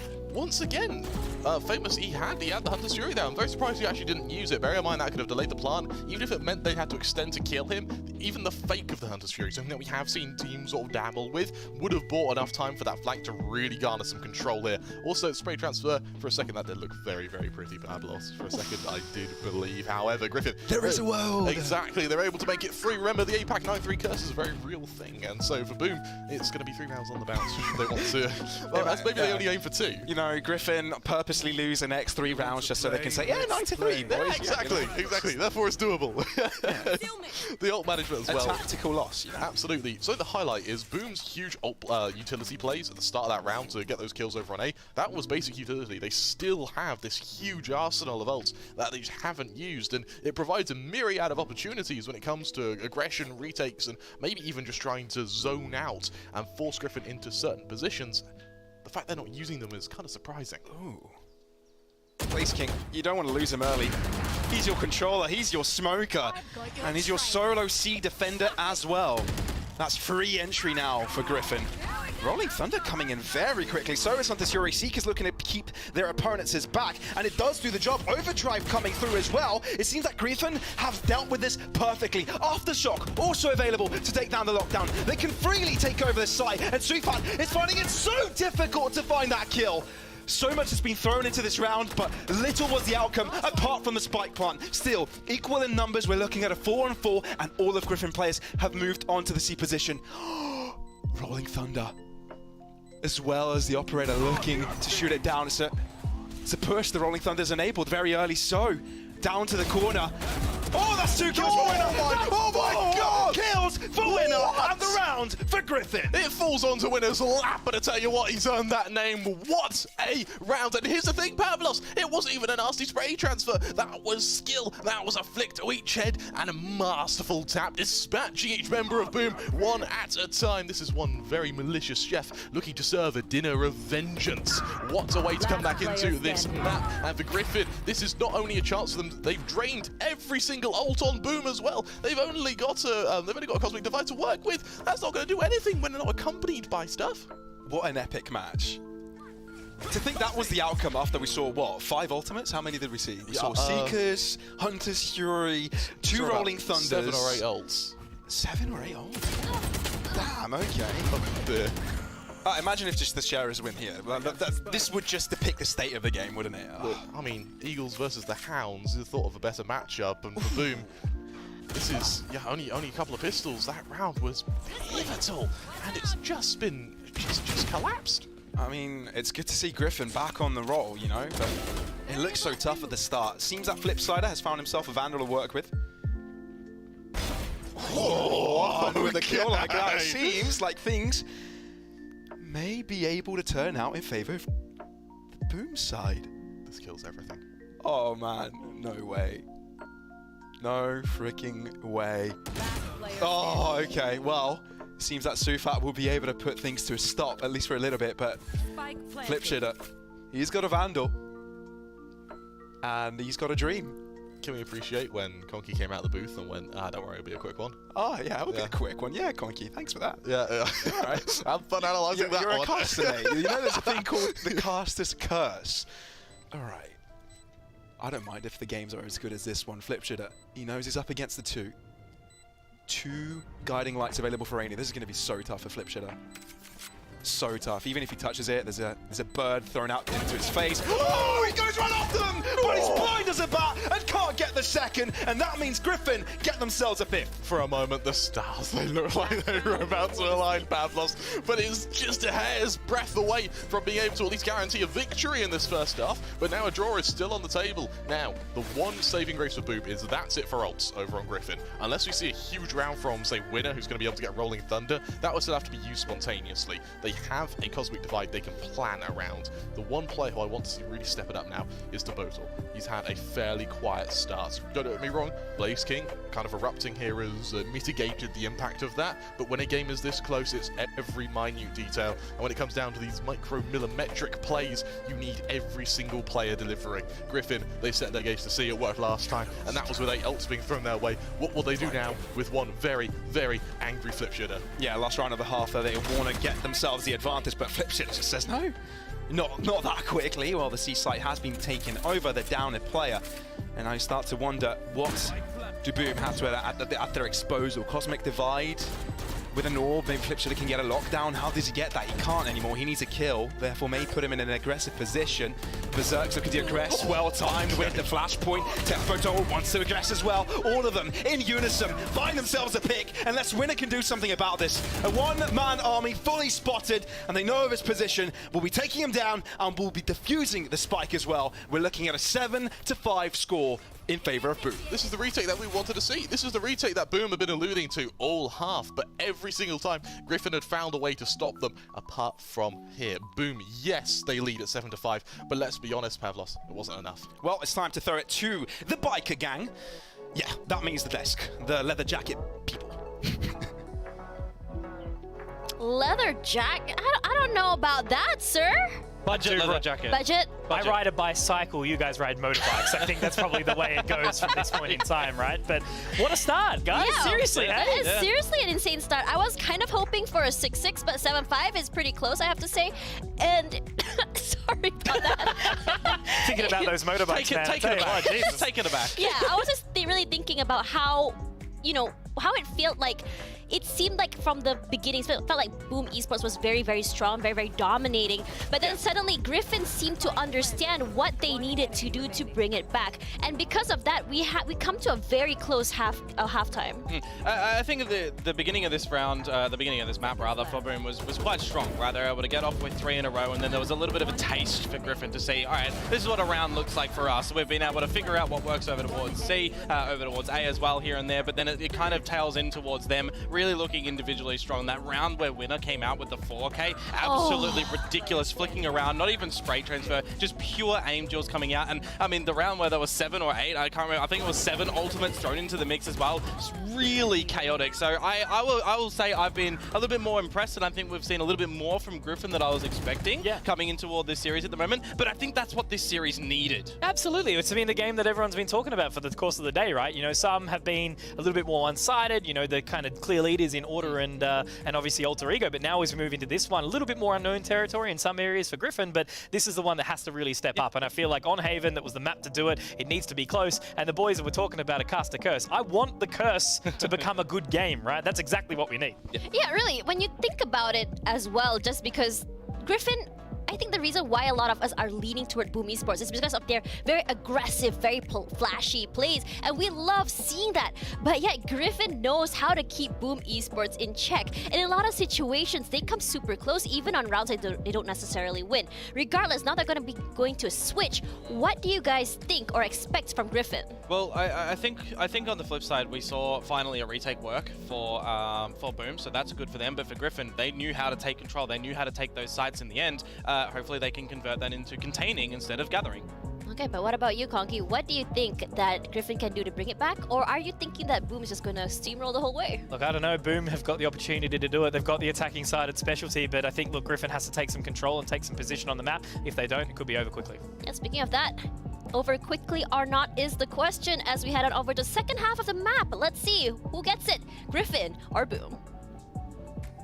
Thank you very much to our lovely analysts, sheathed in leather. The only thing protecting Boom, though, is going to be your flip jitter. He had a very good awakening in the latter stage of that first half. For Griffin, though, 7-5 is nothing to turn your nose up at. They had a really, really good awakening, and it was sort of that round where Winner just woke up. From then on out, they were controlling the narrative. Boom, I would argue, we're actually lucky to be able to get a lead here. Man, you speak volumes. Yes. This is an epic game, isn't it? I mean, we is. come into this and we were like, okay, this is probably the closest game of the day, and it definitely is. It definitely is. We want to see more of this. This is what reminds me of APAC Valorant, you know. A lot of action. In the midst of confusion a lot of the time, but still, a lot of action. But, ooh, look at this. Very aggressive from Griffin. Hello, fine. Gets an early one. That's a spike. They know exactly what is going on. Famous looks to trade it evenly, though. Now, concussed. Can't do a thing. Out into the open. Perfect triple there from Flipshitter and Terpoto. And that is the round for Boom. What's beautiful there is that is pure, unadulterated anti-strat. You saw how Boom, they stacked together, they were outside a garage, they were wary of the fact that Griffin were going to push, maybe not aware of where from. So you saw some players were over to Haybale, some were sort of wary of the push through C. Once they made contact though, they all stacked together and they all just traded. The Killjoy turret was placed so defensively as you saw, because they knew Griffin were going to try something aggressive. And we were doing our research on Griffin sort of before we came into this, and this isn't just a Griffin Haven strategy, this is a Griffin strategy to have a defensive side that's so aggressive, it's almost as if it's your attack. Well, definitely the new adaptation is kind of messing with their opponents' heads. But of course, we're in the realm of a stronger buy from the Boom side after they win their pistol, obviously, but it's a standstill, very quiet one. Yeah. What I really like, actually, is the fact that Griffin, realizing that they don't have a very good buy, have sort of gone for a bit of a stack on the C site, and no one's peeking. They've sort of accepted. If it works, awesome. If it doesn't, oh well. And it may be a good call, right? Look at the 3 players now looking to move in here, but the spike, I mean, yeah, that's looking to face elsewhere. Maybe expecting Griffin to push up. Potentially here, and I tell you what, they're obliging them. This is going to be the Marshal entering as well. Oh, okay. This could be perfect for Griffin. The classes can do so much in a close distance, but the dash will allow Berserks to give the input to his team. That means Tekwadil will be able to follow up Well, Select tries to keep things going with the pistols. Damage is inflicted. That is a 2 versus 2 trade. And now we're looking at a standstill here, as it seems that Decoto and Famous will be putting them to a quick grave. But that was more damaging than they would have liked. Absolutely, and bear in mind as well, they lose a Bulldog in the process. So they not only lose a bonus, they also lose any effective weapons that would have been used in the bonus against the full buy. So for Griffin, this is now a really good position to try and pull yourself back into it. Remember, there's only a handful of rounds that separate you from Boom here. This is by all means recoverable. Fancy were able to do even more rounds on the comeback against Order, and they got decimated. So Griffin, by no means out of this. Remember, this is their map pick. They're on their home turf, so I am expecting some big things from them. However, for Boom, with Flipshitter doing so damn well, it's going to really depend on whether or not he can keep that consistency. Well, we are seeing some weapons out from the Boom side, either way. Nevertheless, I like combining 2 words. Either less. Pioneer of the English language. Ooh! That's painful! Alright. He gets one, but quickly shut down. That's a free Vandal now for Boom, and also free real estate. The A site is now theirs. Maybe free real estate, but it's not really what Boom are after. While a plant is great, they're after making sure that Griffin don't hold on to these rifles. I mean, they've got such a good setup. They might as well be running away with a victory here. I want to highlight the really early Rolling Thunder that Demotal has as well. He's actually not making a hurry about sending it out here. This could be perfect. Oh, this really could be perfect. It's all a matter of timing. Now, looking to move in from multiple directions to, in fact, Rainy with a guiding light trying to assist the rest of the team. Why Select with the opener, quickly traded Flipshitter, putting himself on the scoreline, but it's still a 2v2 and the time is ticking and there's not much of it left. That means Boom have to forfeit this, even though they get themselves, well, Griffin need to forfeit this, because even though they get themselves a lot of kills, they can't get the win. Boom are beaten, battered and bruised. For Blades King, it may not matter, but unfortunately unable to retrieve a primary weapon means that Boom are going to really feel this victory in their wallet. It is definitely not Pyrrhic, however, it is still that number on the board. They hit the double digits, and now it's just a hop, skip, and a jump away from bringing out your own map pick. Bearing in mind, for Split as well, last time we're going to be seeing it for a good while, so let's enjoy it while we can. And for Boom, let's hope Boom toy with their food a little bit. For Griffin, it doesn't taste very nice either, so as they get ready for a bit of a defense of this C site, Boom, they seem to have fallen back on the age-old strategy of stack together, move to a site. It worked for A, let's see if it works for C. Remember, last time they ran into a stack, they still made it work despite the casualties they sustained. This time it's an undefended site, so the retake prowess is really going to be tested now for Griffin.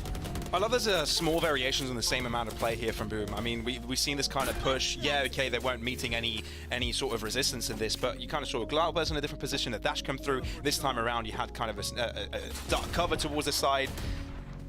I love that they can do the same thing differently multiple occasions. This seems to be a simple one, although Y Select is able to bring them back. A lot of pressure from the back line, but there's a crossfire here that isn't permitting entry to a single player, and Suifat has just simply come in too late. He's not causing any pressure at all, and the Aldron will spot him. One kill will be granted. Rainy there to assist. This could be very doable. Recon to the feet. Oh, they're sticking the defuse, aren't they? Oh, they might be. Oh, can't get it down halfway, and they lose both players. That is Boom on top on the 11th round. What I really like from Boom there is once they initiated that fight onto the kind of 3 flanking players, you saw that huge exodus of players from that C site. It was like a pilgrimage of the Hound. All of them just dive away from the spike. They focus on one angle of attack at a time, which means that when it comes to actually retaking this site and stopping that defuse, all of them could set their attention to the players who are actually on that site and tapping that bomb. Really, really smart play from Boom. And once again, that experience is really starting to show. For Griffin, look at the buy. It's a fairly limp buy.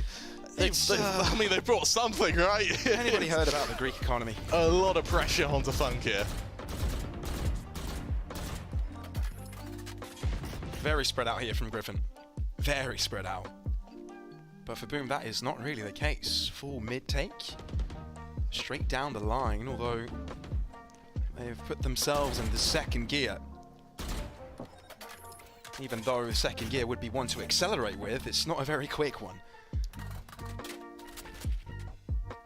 Boom, looking to embody the phrase "drop a gear and disappear."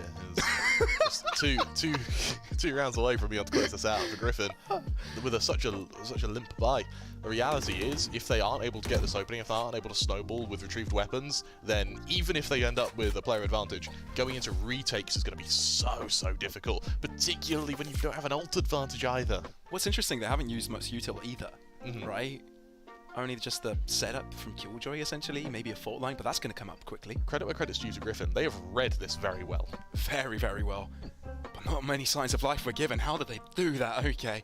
2 to the backside, slowly walking in. It's a dry peek, and it's not going to pay dividends. Quickly rendezvousing away, getting themselves back into safety. Sheriff by White Select isn't optimal, but Fong is there to help out, and that's the important part. Griffin may be staying alive in this game, not allowing Boom to get themselves to the 12th, but it's still not over. 15 seconds. It's a world of an ask. It's an ask that maybe Famous can deliver.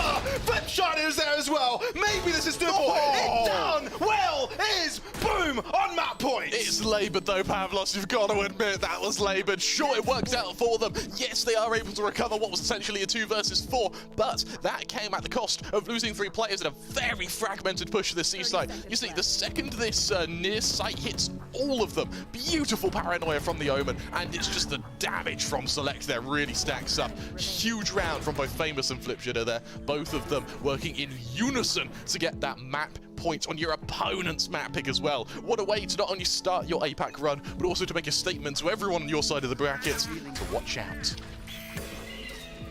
What on earth was that? Okay, well, moving into this one though. Boom may have a chance to close things out here, but Griffin do still have a buy. Fung, rendezvous away. Gets them to safety, but at the same time, no space really taken by Boom. Safe is subjective. Are you really safe from Boom? Are you really in a good position? those hounds will chase you in your dreams. Also, with a Rolling Thunder, a Lockdown, and a Hunter's Fury, these are all abilities which are going to hit you from a good distance away. There's like the a Rolling fake. Thunder. Very early usage of the Rolling Thunder. Hunter's Fury is going to allow Berserks to get that opening. It is a fake, but look, it's worked. Every single member of Griffin now stacked up to retake this A site. 2 ultimates committed, and a very deep Berserk's position. And Griffin have not got a clue. Okay, and now they'll realise the spike will be planted. The question now is how deep can the Astra get into the back line? If they can sort of get towards spawn, that's where things get really worrisome. Have a look, Blazer King. That's perfect. And now we're looking at a 3-on-4. Ooh, completely blind there. Paranoid. But Boom all of a sudden now low in players, right? Lockdown enabled, getting them out of the first position. Oh, Famous. Oh, dear. Position is checked, and Winner will be coming out on top of that one, so it's all down to Flipshitter. Luckily for Flipshitter, they're not looking to flank him, so this is still very, very Oh, this is tough. And it's planted for him. Nano Swarm delaying it. Oh, this could be doable. Guiding Light right after them. They're going to chase him. No, they're not. They're all going to be peeking it simultaneously. And I believe there's plenty of time to get that defuse their way down. That was close, 2 seconds away from it. But they do get the win and deny Boom from closing this map. Remember, Pavlos, 2.5 seconds. That is eons in Valorant terms. It is. Boom, they are still 12-6 into the lead. Griffin, it feels like they're softening a blow rather than preventing a blow at this point. Something I'm really looking forward to seeing, though, is how they're going to be able to fare once they get proper rifles, once they're able to get abilities, once they're able to have their ults online. Now, for Boom, it's a matter of just stopping that from happening. Just push, just win. It doesn't matter anymore. Push and win, guys. If only that it was that easy, right? Solo queue enjoy is, you know, just push and win. That's and click heads. Yeah, we can hope, right? For Boom, though, this is going to be a big dependency on this Cosmic Divide and potentially the Bladestorm coming out from Berserks. Look at the buy of Griffin, Guardian on Suifat. Yes, this buy is getting strong, but it's not perfect yet. Huge foray, though, from Berserks here. This could be absolutely incredible. And with that kill onto B, suddenly the whole backline tears for Griffin. Winnow was even looking in the right direction, but he couldn't have his crosshair the right position. It seems like Berserk's just too damn accurate. He can see a gun. He can see a gun, and he can smell blood. Thankfully for Fung, he's got a rendezvous. And he's able to find an alternative angle to take down Berserk's. While Select's position is checked, it's still a close endeavor, but it seems Boom have found themselves on top. But they're 2-player to contest this, and Fung is one of them, and he's darn accurate. Flipside finally taking him down, but Rainey's position hasn't been checked either. We're looking at a 2-on-2. Famous looking for a backstab. He has shot dart thrown at him for damage, but the spike is in the middle of the seaside. Looking to push, looking to isolate them, but Rainey will fall, and all of a sudden it's Boom with the advantage. It's all down to Suifat. One very lonely Neon, and 2 members to find 30 seconds to do it as well. Oh, enables the overdrive, but is completely blinded. Will try and concuss them. Barely concusses himself, but the overdrive will not do it. Famous is there to shut him down. It's Boom to come out on top on their opponent's map pick. It's the Boom we were expecting, a very, very strong opening. They do give a few inches here and there, but they don't allow Griffin to get established. It is the dominant start to finish, which we were expecting from Boom. The one thing now, which is going to weigh on my mind, is whether or not Boom can sort of tighten up the fragments they were showing on their defense, and whether or not they're going to be able to find the consistency to be able to do this on splits as well. What a crazy map, man. Yeah, I mean, looking at the entirety of this game, right, it was a back and forth, at least on the first half, and after that, yeah, okay, it seemed like Boom were able to close out fairly easily, but all of those rounds were fairly difficult for them to capture, right? It most of the time came down to clutches, and that's really, really entertaining. You're absolutely right. We're going to go to a quick break there. When we return, let's see if Boom can mimic that success on splits.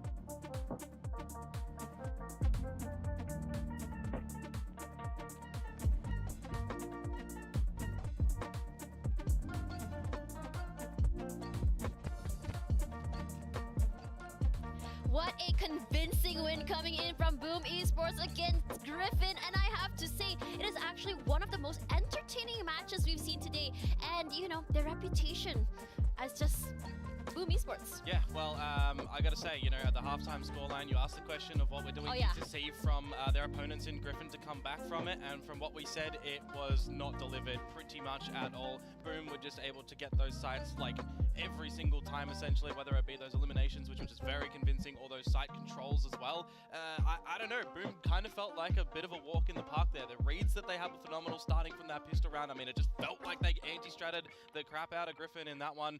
And I can't, like, it was just a simple attacker side for them. Yeah, it was like they dangled a couple of treats here and there, and it was like, here's a round for you, but then we're going to take the next 3 because we want to win the game still, right? So super dominant, 13-6. I think that's an awesome way to start off this series, right? We still obviously got way more Valorant to sort of push on through, but Boom are a very heavy momentum team. They're quite a, a team that's very loud about what they're good at, right? Yeah. You know, they know their stuff, and I think they're definitely going to be doubling down on this, right? Like, they're moving into the start of the competition. They're not going to let Griffin put them up. And I think Griffin's still like they're showing in the signs that they still have a lot to learn as individuals and as a team. So I definitely think Boom's no real surprise coming away that strong. Yeah. I mean, if you look at how the way they played today, and what's more interesting is the fact that they put Famous on Sova, and Sova was able to not only get value from the information, but play as aggressive, is what really, really makes it great. So one thing I always like to see about teams on their attacker side is what sort of utility layering they have, right?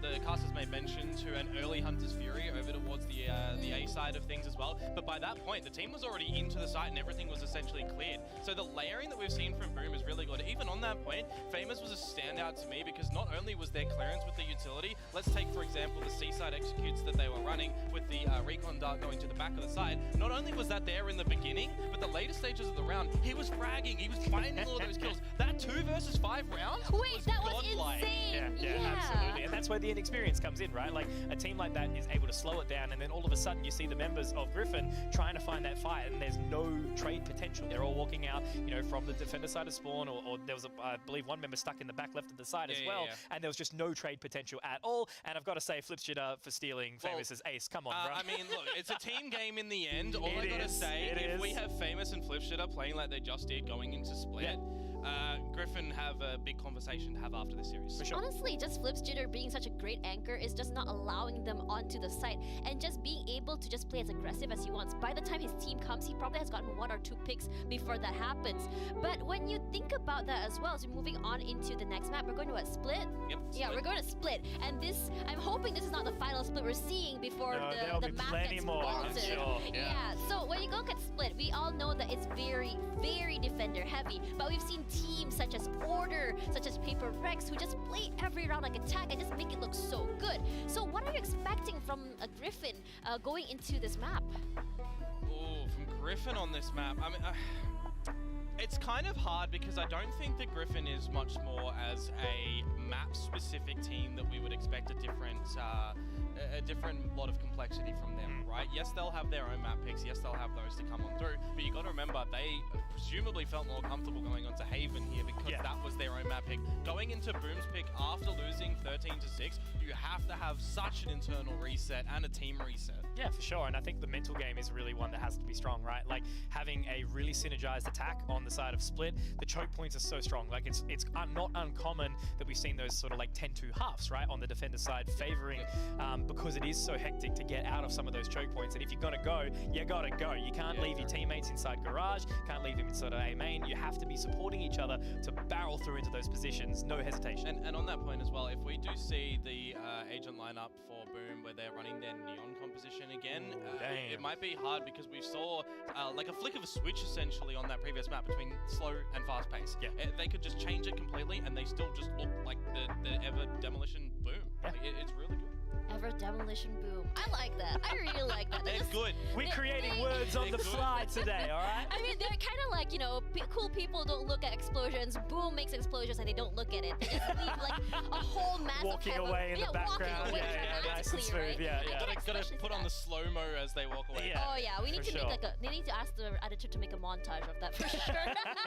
But coming into this though, I mean, when you think about Boom, seeing the aggression come through, it can work in so many ways. I mean, I think what's really important about Split is that mid control coming into rope side. That means you basically have control of A to ropes, onto Heaven, onto B. So Griffin, on attack side, what can they do to kind of equalize it before they head on over into defense?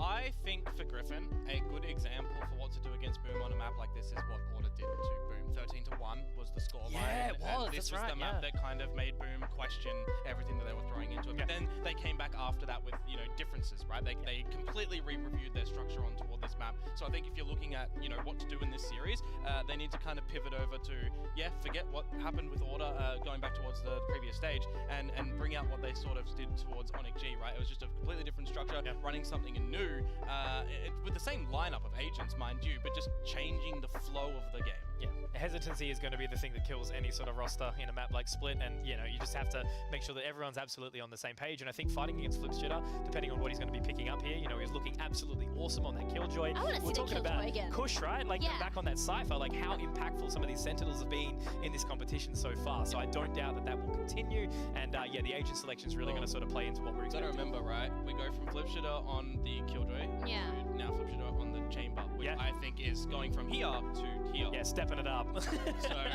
it's gonna be difficult. I mean, what if they decide to do a double Sentinel? If Boom changed things up completely after what they've been running has kind of been working for a little bit, I would be very surprised, but it would mean they feel more confident in their new lineup. Yeah, I agree. But, Flipshitter on Chamber, I think it's so great to see him. He has so much impact, whether it be on A and on B. If he wants to play mid, it's also very, very possible. But even a KO would look really good on this map, honestly. Yeah, Blaze King on the KO.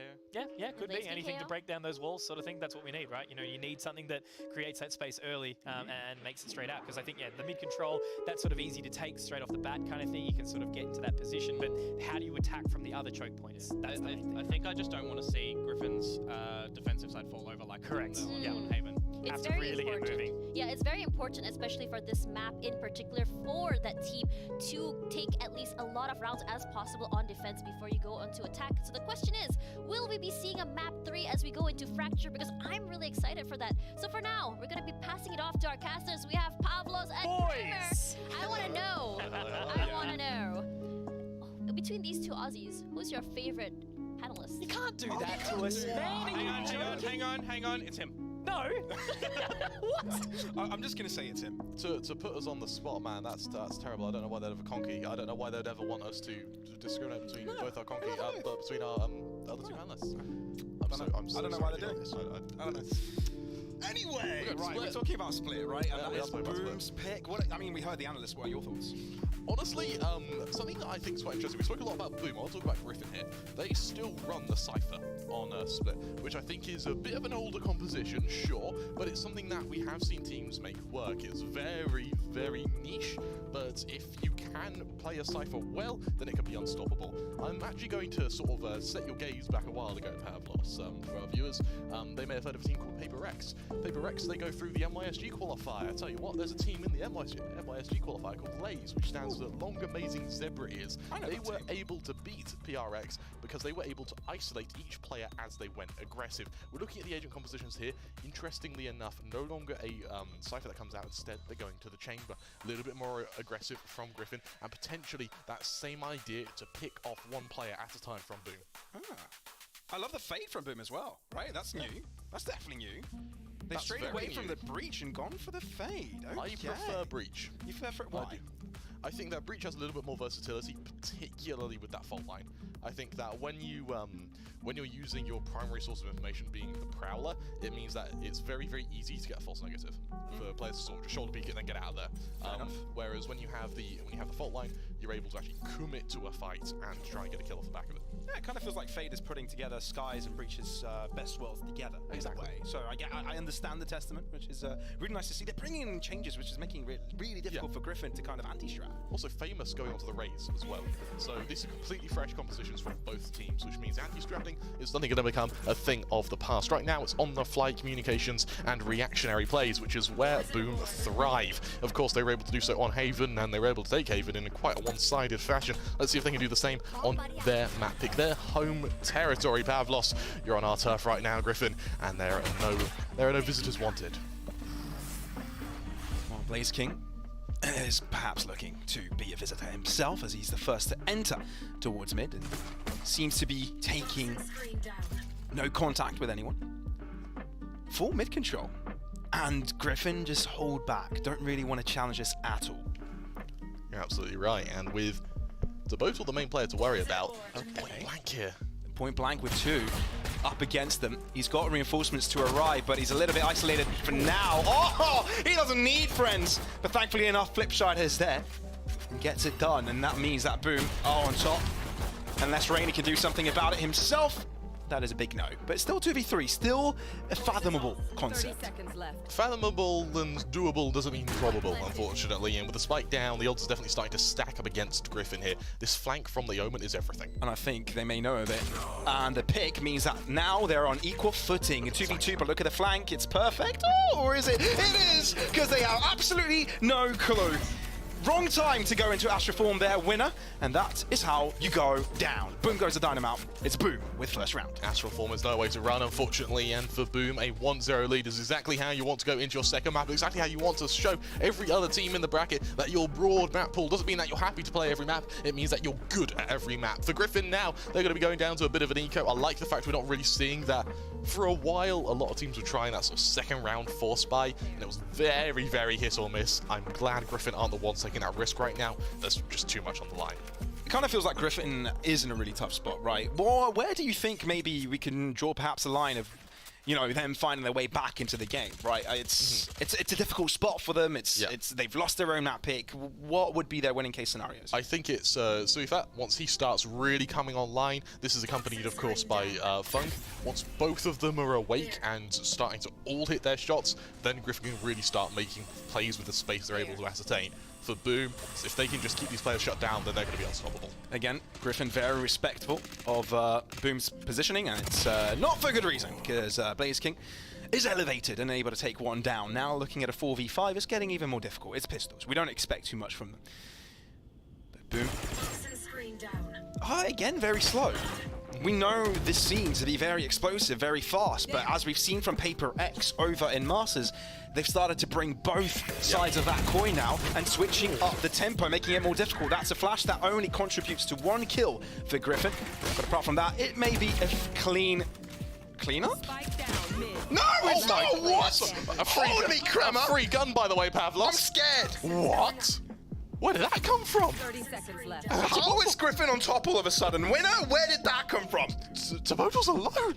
Guys, where's his team gone? And 20 seconds, by the way, and he doesn't even have spike control. Oh, Winner, he's done so much. Won't be able to shut it down, but it's 20 points of health for Taboto up against the one. Winner, chicken dinner. I'll tell you what, and that is exactly how you follow up from what was a nasty 4K over on Haven. This man, when he erupts, is like a firework. Sure, there's a bit of a fuse, but once it goes off, you can't miss it. Oh, that's crazy. That, and he can't miss either. The right clicks, all day. Just nasty. And with that, the members of Boom are going to be sent reeling as they bring out pistols of their own. Hey, if Winner can do it, maybe we can as well. Unfortunately, that's a gamble Griffin will take any day of the week as they pull out some Vandals, Phantoms. They've even got a Cosmic Divide to just sweeten the deal. I love that we just started talking about the ramifications of how they come back when they do that. Like, we didn't even entertain the idea of them winning that round. We didn't even entertain the idea of Winner being the reason they win that round. With a classic up against everyone. Yeah. Okay, well, these things only happen once. Unless you're Berserks. A Winner. Exactly. All right, case in point. Although, we're looking at Blaze King with a Vandal here, which means this round isn't all lost, especially when they've managed to find themselves onto that B site, moving in towards that mid-angle. Winner, he's feeling it.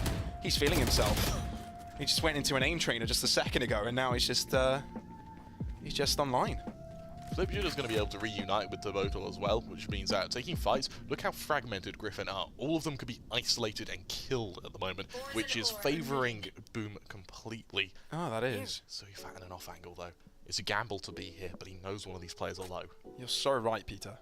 They've got, I mean, if they get that 1 kill to the left, but they're not going to check it in time. Suifat, as clean as that. So that is Griffin now on top. Behave yourself, the Rays. Bringing Griffin not only the second round, but bringing them a lead. Sounds like you want to send him to the naughty corner. He deserves to go to the naughty corner, doing something like that to the poor dogs. They've been absolutely ruined, the dogs of Boom. They've been sent reeling exactly. They've gone from hounds to puppies. Yeah, you're right. Although this is early days, right? Okay, they did lose their second round, which shouldn't, but it happened. But it's time for them to show their mental fortitude and reset. We're looking at the first full complete buy round of this game, which could turn out to be influential. You're absolutely right. Look at the ult management as well. For the members of Flipside, that's going to be a Nightfall readily available. Over on Astra, that Cosmic Divide needs to be accompanied by something. They need something to work with. We're working with something. Look at this utility. This huge commitment in mid here. And they do lose one player at the start. It's Berserks to open things up for them, but it's mid-commitment all the way, apart from the sideline towards the B site.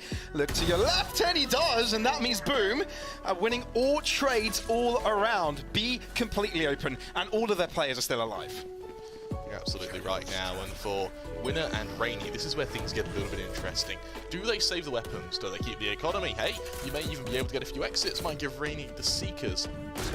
Do you try and win this? Do you try and usurp Boom? Do you try and put them in their place? I like the fact, though, that they are actually just backing off, holding off their weapons. We're going to see a few stars get thrown out from Winner just to try and garner a bit of control, just to keep Boom kind of on the site, prevent them from hunting too much. But at the end of the day, for Boom, that's going to be the equalizer, 2-2. And for Griffin, it's time to head back to the drawing board. I like the idea with that playthrough mid. The idea to try and isolate the, I believe they're trying to isolate Berserks there. Unfortunately, the counter utility was just so strong. Turbotal really nice on the fly thinking. But now, can they repeat it? And if Griffin make a few adjustments, are they going to be able to actually get that control in mid? A lot of questions asked, right? I remember when there were the similar points in the previous map where they did take a timeout. Do we expect something similar? I guess it's not a 4-1 situation now. It's kind of a 2-2. And I think it's a bit early for a timeout. It is a bit early, perhaps. You can start pondering, maybe. Yeah, they do have money to buy into it, so it's not too bad. Look at the ult management as well. You know, Suifat, Select, Famous, Turbotal, Blaze King, Berserks, all just moments away from being able to bring out their ultimates, which means round 6, round 7, we're going to have a huge power spike. Most likely the latter stage of this round here, potentially. And for me, this is where things get interesting, because you know what I love, Pavlos? That spontaneous usage of ults. And right now, this is the prime field to do it in. Fine. Need to be in a really tough spot. Doesn't connect a single shot, but does have his guarantee to safety. Oh, look at that push positioning. They've kind of noted it, though. There's pings in that direction. Suifat reads it and is able to find the first one. Showstopper. It's a little bit delayed. There's another blast back to help him to get out to the open, but he doesn't quite connect it. And all of a sudden, it's down to Fun to do it all by himself. It looks like he may be able to do it, but it's also down to Tekbotol over to the Boom side of things. He doesn't have the spike by his feet. And it looks like Griffin are looking to group up together unless Tekbotol can do something about it. Could this be one of those incredible rounds again? Poison Cloud to conceal his position. Oh, this could be mad. No shots are flying in his direction. It's as if they don't know. And he picks up the spike. As easy as that! Oh, I spoke too fast. Oh, that could have been. That very well could have been. However, for Griffin, they don't worry about could have beens or what ifs. The reality is they are now in the lead at 3-2. For Boom, interestingly enough, I feel like they went a little bit too quickly into that site. The Rays potentially pushed a little bit too fast forward. What it meant is that when Famous fell, Flipshider wasn't quite in a position to be able to trade it, and it meant that the rest of the team just ended up having to pick one at a time, purely because they were just forced in that way. It was shoehorned into taking engagements. So really nice stagger from Griffin. Now for Boom, yes, they can buy, but their economy is not in a pretty place at all. Definitely not in a place they would like it to be. No. Mid has been the play of the game so far, hasn't it? Yeah.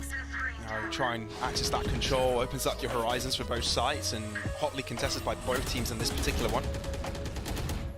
Looking to find that info. Griffin, 3 dedicated here, right? Still wary, guiding light, definitely spotting out the Viper moving into Garage. Why Select forced out, Trailblazer keeping him back. There's so much thrown at this.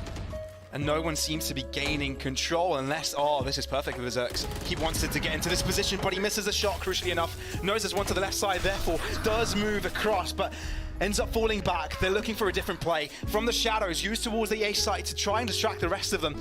And Fung is wary of it. Paranoia maybe to get him to go after him. And it looks like it to be working. Oh. The bait works for Blaze King. And that allows him to get a kill. The rest of the team now can move in to help on towards the A site, but they've lost the positioning. Viper split towards the B site. It's a completely split effort. And it misses on both ends. Feels like an overextension, actually. Both positions extend too far, and it comes back to bite them now. This is from Flipshitter. If this doesn't get a kill, then it's over. Now it's just down to the 3v3. It becomes doable. It doesn't mean it's won by any stretch of the imagination.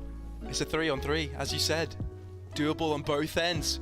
Berserks, oh, he spotted out the bosom. And that is Famous to open things up. Showstopper available, doesn't find a single player. Berserks comes alive once again, and Suifat realizes, my teammates are dead. But he's going for it. I tell you what, he's got money in the bank. It makes sense. The rest of the team, they're doing all right economically. They maybe have a few ults to play with next round. Sure, it's not a great position to be in, but it may be enough to set yourself up for a clutch. Still a 1v3 though, and multiple positions will be covered by the Boom players.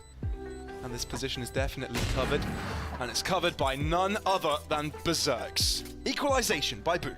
3-3. More importantly for Griffin, this is where things get a little bit stressful, because you need to remember that for Boom, these last couple of rounds, they've been able to get to these sites. They've consistently got to these sites. The Griffin's success has come from either preventing the whole body of the force from getting to a site, or they've been preventing a plant, or delaying a plant. In this case, it finally breaks, and now they need to be able to tighten and fill the cracks in the ship as quick as humanly possible before they keep taking it on rounds and end up sinking. For Griffin, I love the fact they still have some ults to play with, but the money just is not there. I don't want to see the ults committed this round. I don't want to see him get baited out, because that's exactly what Boom are going to try and do with this mid presence. It wouldn't be the first time we'd be seeing this, right? We saw it on Haven as well when they were up against the Pistols, kind of trying to bait him through. So yeah, you're right. It's kind of a telegraphed play from Griffin, and Boom know of it. But a little bit more composed this time around. Actually, no. You can see the A-site extremity kind of be taken over. Mid, of course, with the plethora of utility thrown at right select will open up for them. Ooh, that's damage. Imagine if it's another pistol play. No, blast pack at the back and clips shitters off the play. Might as well make it look clean, make it look flamboyant, if you will. It would have been a simple win either way. I tell you what, Griffin, even though they are kind of getting stomped in this round, in general, they've been keeping these rounds really close, which means that a repeat of Haven probably isn't the case here. What really matters, and remember, as Tash said in our analyst desk, right now, it's split. The current meta is so defenders-sided that your attack, you only need kind of 4 or 5 rounds before you're in a very comfortable position. The fact Boom were able to gain that in our first couple is really worrisome, and we have our first suicide of the tournament, Pathos. I mean, he wasn't going to win anything out of that anyway, but that's true. It just makes it funny. It'll fall by his own hand. You know, yeah, a bit of control in your death. Yeah, I used to watch those compilations of like funny fails. Yeah. I just laugh a lot. Funny fail. I mean, there might be painful fails as well, but you still laugh. I suppose the old days back when it wasn't taboo to do so. Yeah. For Griffin. That's a rough way to go, 4-3 down, as they're able to go into a bye round though, which is the silver lining here. The other thing to highlight is that they also have a tour de force to bring out, so you are able to hold some distance between yourselves and Boom, and a really early commitment of the Viper's Pit in mid means that Boom may have to reevaluate how they're going to be able to approach this A site without the option of going for ropes control. Here. Very split approach from Boom. I wouldn't call it default because it's not default of them to do this. For other teams, perhaps, yeah, but that is a very deep position for Tethpodol, and it's quickly challenged. Moving across. Now it's looking a lot like Boom, that they've connected all of the players together. Oh, winner, this is a high risk, high reward position, and it does pay off. Winner runs away with a prize. More importantly, he's able to get into another position now. He's able to stagger the finishes into it. Swings up. Oh, that's crazy. Just all you need. There's the equalizer. 5 players left alive. It's the huge cash injection that Griffin needed to be able to take on this war of attrition with Boom. And sure, you were to remove the fact that Boom have a 1-map lead, or even if we were to start the series on splits, this whole kind of momentum is going to turn on its head. Remember, Griffin were underdogs here, but that didn't necessarily mean that they were expected to be stopped. Let's spend a moment here and cherish Winner, because he's been in so many aggressive positions that have actually worked out for him. Imagine if he lost his life. That would be Griffin on the defense, trying to retake without a controller. Yeah. Right? So the fact that he is actually running away with his kills is extremely influential. I mean, there's a fine line between inting and being a master of what you do, right? I cross that line all the time, Pavlos. And, yeah, but I've played with you before, I know. Don't we all? Tell you what, though, Boom, they are trying to restore order down to the 3v3, and that's beautiful trading. It is. But Griffin are on the back foot, and I don't think they've cleared this, and it will pay dividends, at least for Boom. Still looking at a 2 versus 2 with a spike now down. Maybe a crossfire setup. They can hear Fung now moving in. Face your Berserks will be blind. Well, he won't be blind, but he won't be able to hear a thing. Paint was thrown. Oh, he's able to TP behind, but Suifat knows of this. He's so low. He just wants this kill to get it done with, so he can't worry about his backline for much longer, but they know exactly where Flipshooter is. Can they shut him down quickly enough? They're pushing, but it means they're able to isolate them perhaps. Oh, Fang is so low, but he misses his shots. They can't get the spike diffused either because that is Suifat being such a big menace in the middle of no man's land. He does it all by himself. Oh, perfect. But Berserks is there to stop him. Constantly on that back line, and it's Boom now on the lead. It's an age-old problem you find, particularly with lurkers, which is sometimes the threat of you being there is scarier than you actually being there. And in this case, Berserks, he's a one-shot, so he knows that the threat of him flanking is scarier than him actually trying to commit to a gunfight, which he's probably going to lose, because if you don't one-tap your enemy, you're dead. In this case, he's able to buy time. By the time Suifat actually tries to take the gunfight with him, the round's already done with. There was not enough time left on the clock. So not only is it a smart play from Berserks, but it's also a very talented play to be able to get the kill regardless. Operator comes out from Suifat, the first operator purchase we're going to see on Split. It is going to be accompanied by a showstopper, so maybe if you try and corner the race, they'll come out swinging. Let's see if they can get this opening kill. Oh, again, high risk, high reward, but something only winner can do. Yeah. Apparently, Suifat can't quite step up to the plate here, but they don't check Rainy. They don't check Rainy. Not a single player checks Rainy. And he may be seized in place, but it doesn't matter because there's no follow-up to it. And the early advantage they gained is now lost. Toboto, the sort of lurking Viper, it's something that's unique only to him, and it has had some mixed responses. Sometimes he just gets killed, other times it's a sight that swings open like a door in a gale. For Selection, let's see if he can hold the three-man push. They know he's there, but they don't want to challenge him. They do not want to challenge him. They're lingering quite a bit, and I think they're worried because there's not much utility to help them enter, right? It's going to be dry most of the day. Flipshooter, no Brawler, no C's, nothing.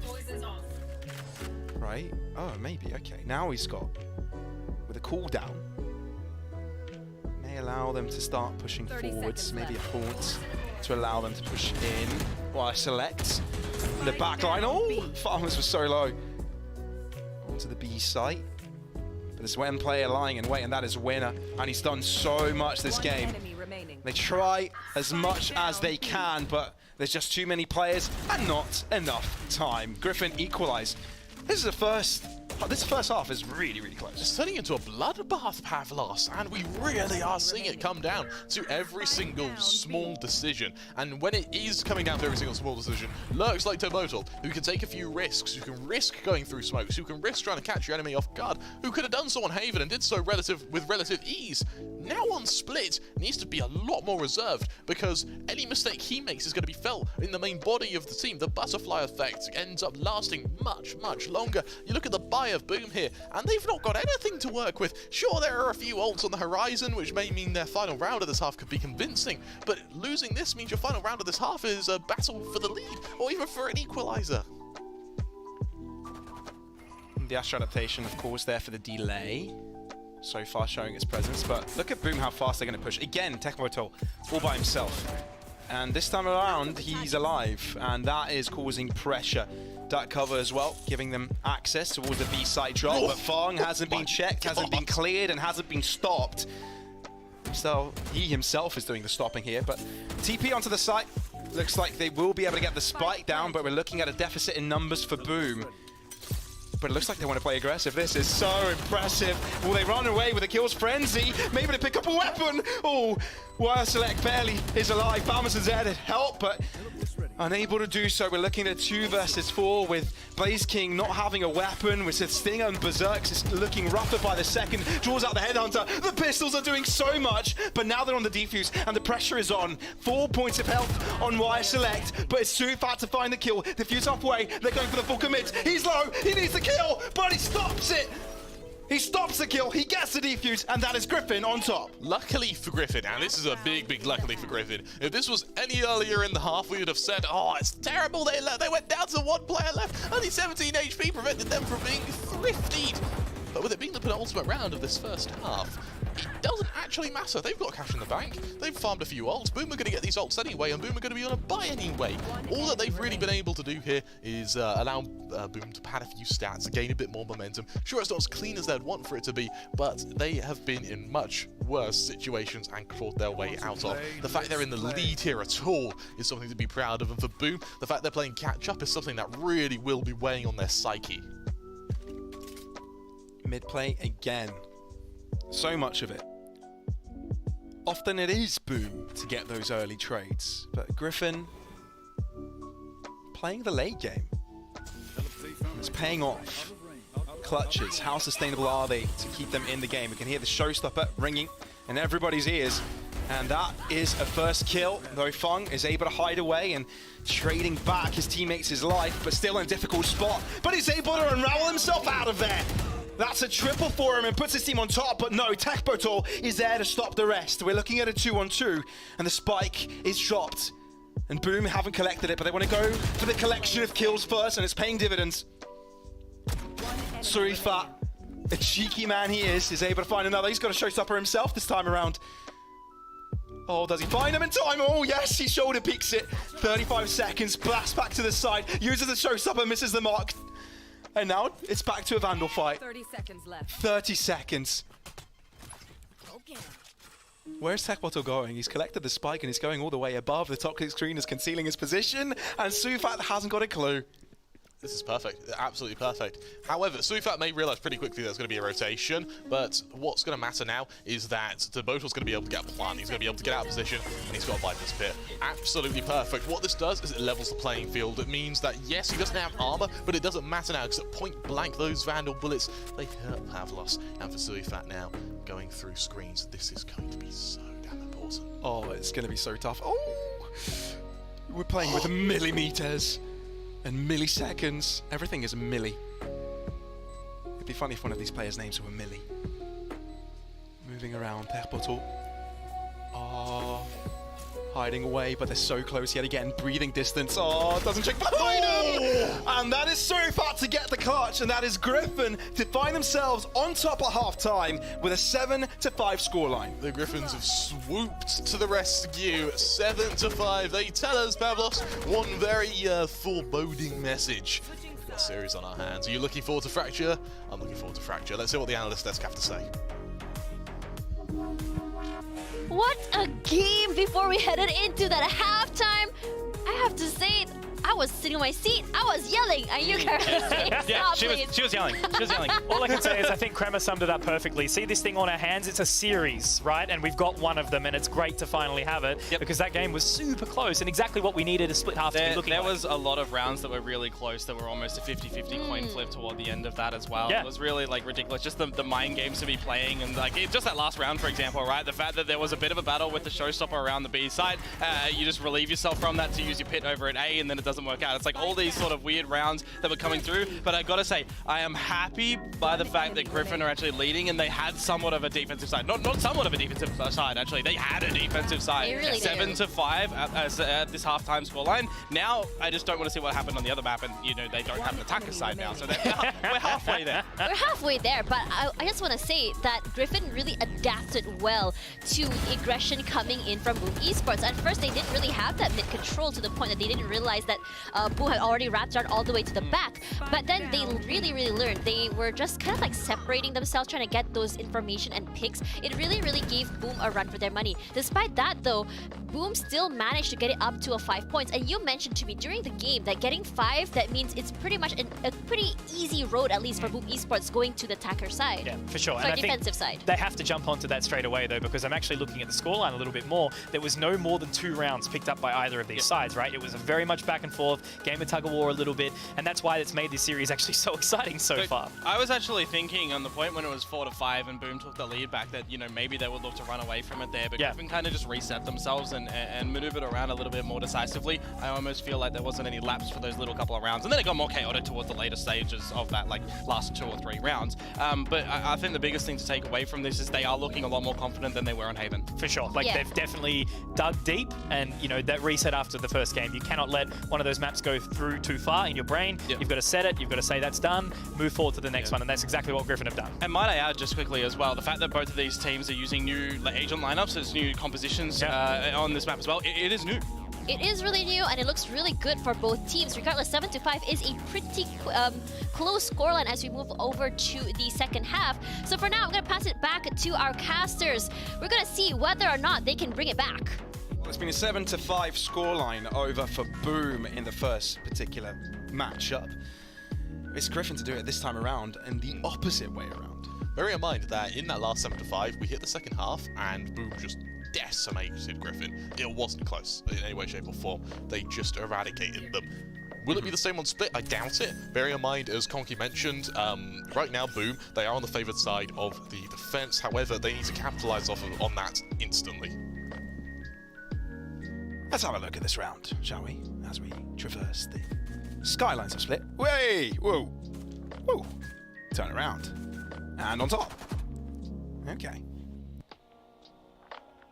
Cinematic all the way. It's looking nice. All right. We're in the cinema. You guys got a little journey together. Going on a little journey together. Blaze King, the only journey he's going to is in the ground. he's taking an early nap. Do you know why people are scared of the dark, Pavlos? Why? Because it's fear of the unknown. Ah, okay. We have no data for Griffin on Fracture if it goes to the third map. Right now, Boom are fearing the darkness, and that same darkness is currently in a 5-on-3, leading on their map pick. Yeah, even though by the end of the day, I mean, Boom winning that first map, it seemed to be a one-sided street on that second half. All those rounds were nail-bitingly close, and any small fragment and change in some data could have completely switched up the position right now. It could be Griffin with the first map.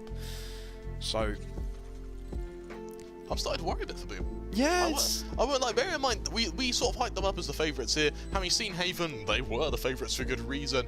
They're on their map pick, Pavlos and Griffin have just turned it around. And not winning this pistol will be detrimental. Griffin will be able to find a very early advantage and maybe running away with quite a lead. Not a kill to go their way. And that is Berserk's maybe to try his luck. There is a world where he could have gotten a kill out there. We saw them line up, but no, that will not be the case.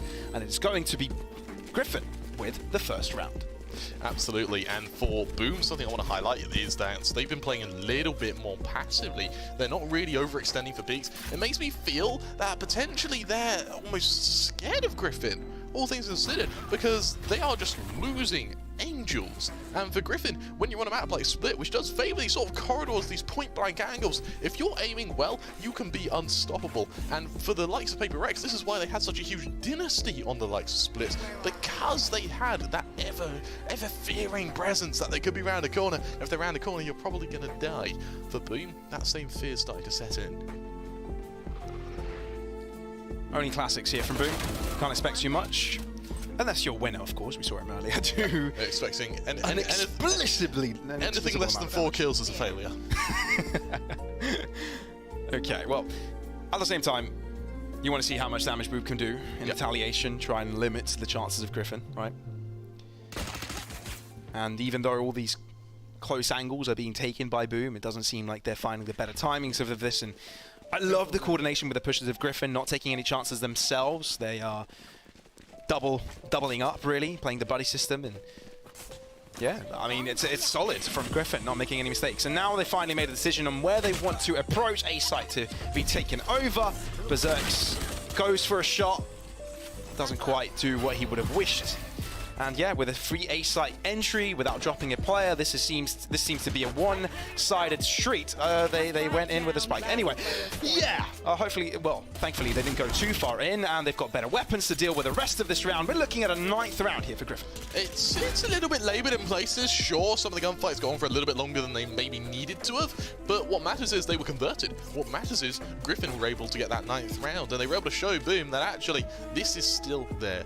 This is still their zone. Yes, that the birds can still fly. The birds can still very well fly, and unfortunately for Boom, Vandal's pretty good at aiming upwards, but you still need to aim them.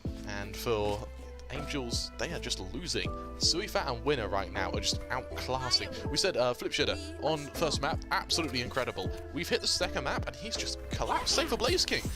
Both of them were top fragging. We head onto our second map and they're the two bottom fraggers. Whatever Griffin have done to just zone them out, to force them into these tight angles has worked a charm. Ooh, good concussion on the flip side of it. Oh, working charms. That is incredible by Griffin. Good coordination by Utility, but unlucky positioning there for Boom. You talk about it being good coordination from Griffin. A lot of that was Boom messing up. A lot of that was Boom just missing. And so long as Griffin have that kind of 1 or 2 extra seconds to adjust their aim, get into position and get a kill, they're going to take it. And it's very hard to outmatch them when they have that sort of head start. And now they've even got one player kind of stuck in place, right? Very far into that B site. They're not taking their chances though. They're not putting the spike down yet. Look at that Astra. The Chamber's in so much trouble. Yeah, he seems that there could be some shenanigans going on here. It's a little bit drawn out, but Winner by the end of things does manage to get the kill. He's so late to react there actually, and really does come back to bite him. Famous now, he's got no way to join his teammate. Remember, Boom started this with a full buy, with a full stack of rifles, and Griffin are doing this. Anybody want to take a flashback and see how that last map ended? No, it was nothing like this. We're going to Fracture. It may darn be Fracture, and as you said, there is no data on one of these sites. Absolutely. What's quite interesting is when we were doing our research for both of these teams, the one thing that we were talking about when it came to Boom, sort of where it comes to strengths and weaknesses, we thought consistency was something they had on lock. The fact that all of a sudden this has just gone out the window is really worrying, particularly when you start in the bracket. We said to for Haven, it was their chance to show every other team in the tournament they mean business. This entire series now is a chance to show every other team in the tournament that it's a free meal. Well, Famous is thanking his lucky stars that he is able to save that weapon. Deathblow Total as well, doing the same thing. I think they're able to make it out of harm's way without any issues whatsoever. 2 rifles saved per side, but it's Griffin with double the amount of rounds than Boom have. I don't want to say it's GG for the Griffins just yet, but they're really just setting up to close. And for Fracture, it's a map where we are going to be seeing the likes of Neon probably kind of rear their heads, and that's when things get even more complicated, because while Boom usually do run a Neon, it's one they've shied away from on splits. They're now going to have to bring back on Fracture against a team they have no data on, who know they're bringing back the Neon. This is slowly getting worse and worse with Boom. Timeout called. Coach Meow potentially has something to say to the rest of the team. I think this timeout's actually a bit late. I just realised the irony of having a Coach Meow again in a team that has a logo of Hound. Yeah. It's like meowing at the Hounds. Is that what he's doing now in the timeout? I don't know. I'll stop, guys. You're right. This is actually a very influential map. I'm just memeing here. You meow at Hounds. Meowing at the Hounds. You don't own pets, do you? I do. Do you? Yeah. A dog. You own a dog? Little doggy. That doesn't surprise me. Definitely not a cat. I'm a dog person. Yeah. Just having the producer in my ear saying that cat's rule. Yeah. And now he's correcting it to saying bear's rule. Okay, to be maybe honest, he has a pet bear. If I don't know. If bear not friend, why friend shape? I don't know, why not? Why not? Anyway, okay, Boom were in trouble. They got themselves a timeout. Now it's their time to unravel themselves out of this, right? 2 rifles, hero rifles, and I hope that the next round will be the one for them. What are the chances of actually closing this one out? What are their winning case scenarios? Honestly, for me, it's once the Johnson Boom come online, then they can really start looking to give Griffin a run for their money. If they continue just collapsing, if they continue just whiffing their shots, then Griffin at some point are just going to run away with this. Yeah, Boom might be able to get a stray 2 or 3 rounds, if that. But it's not a map-winning change, and while you have broken the pace of Griffin, the buy still isn't good from Boom. Look, man, I believe in miracles. I've seen 10 to 2s being converted to 10 to 5. It's nothing. Especially when you gain momentum, especially if you're Boom gaining momentum. Yeah.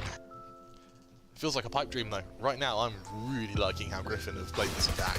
Yes, we're a couple rounds in, but the fact that we've seen a very fast pistol round followed by a default anti-eco, now we hit the full buy, and they've just stopped, shows they have some serious versatility on split, and that's the sort of thing you only get once you've practiced and practiced and practiced, which means the anti-strat, the prediction of Boom's veto pattern, has been absolutely beautiful. Griffin slowly now traversing towards this B site. It seems to be only held by Blaze King and Tepotok. Flash out. It seems they know that Base King is nearby, but the toxic screen will allow the cross perhaps. He finds himself into a corner that could find some damage if he's given the opportunity. No, shut down quickly. Unfortunately for Boom, nothing was given over. Even though this is taken to the last second, they will find some access here, but it seems Tepato and Famous are able to find something. Unfortunately, the rest of their teammates do not have rifles and will have to do it bare bones. Both of them fought pretty much simultaneously, and it's Griffin on 11. I want to go back and sort of talk about that round a little bit there. Tobotel, he swings and he's about to get to backside, instead he changes his mind, fights the player on B main. If he commits to fighting the player with the spike, then Griffin get timed out, they lose. They just lose, Pavlos. That's as simple as that. But he goes back and takes fights. He goes back and forces out gun duels, and Griffin just punish him because Griffin are aiming better. Griffin are frankly playing better.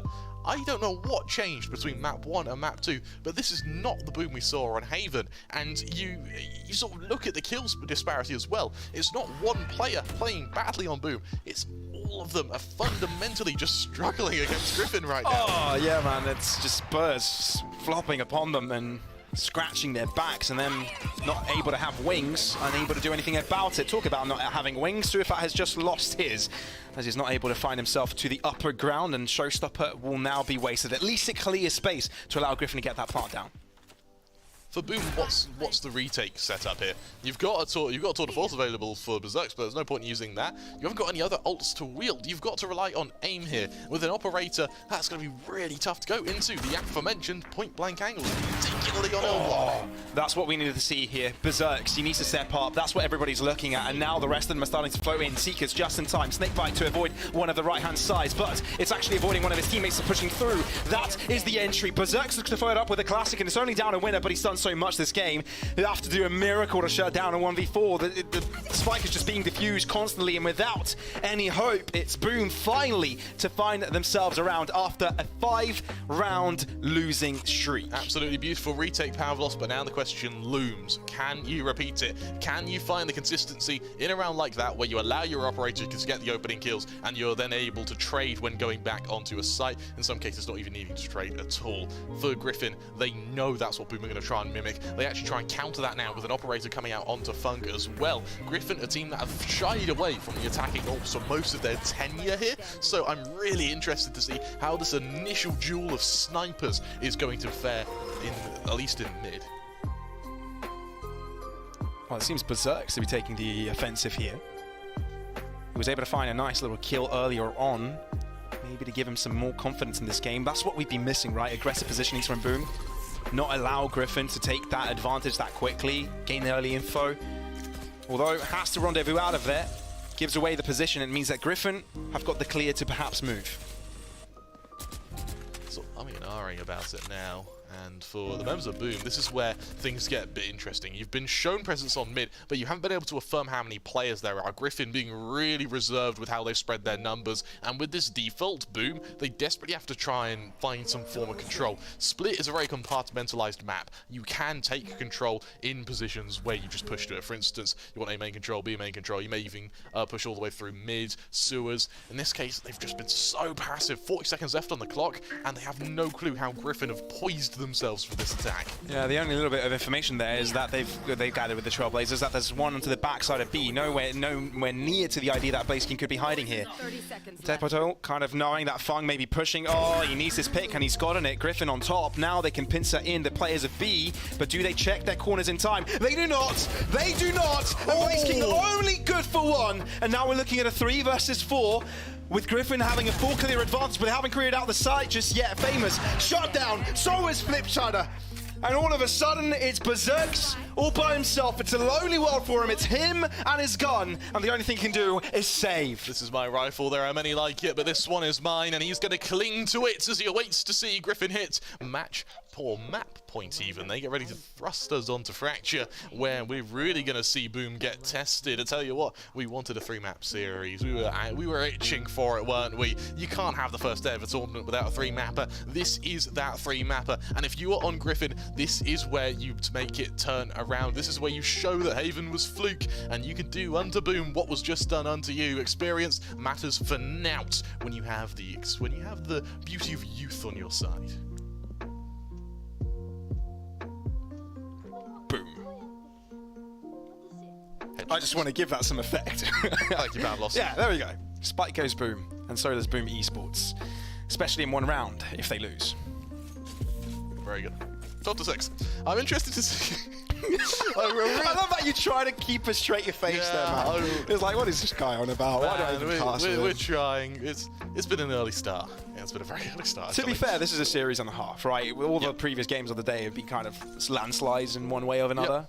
Yes, they've been interesting. Yes, they've been kind of cool plays, but this is a series. Interestingly enough as well, you look at the ult management for Boom, they have a lot to assist them in either a retake here or a bid for control. I think Boom, they've been shaken, they're scared of Griffin, and because of that, they're being so passive, Pavlos, which is allowing Griffin to just set up, execute to a site before the rotations can come to assist, and then run from there.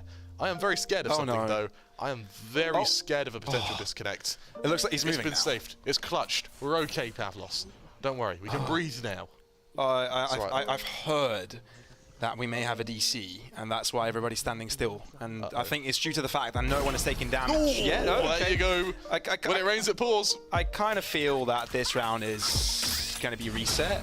I have this feeling. I don't know. I'm not sure. This is weird.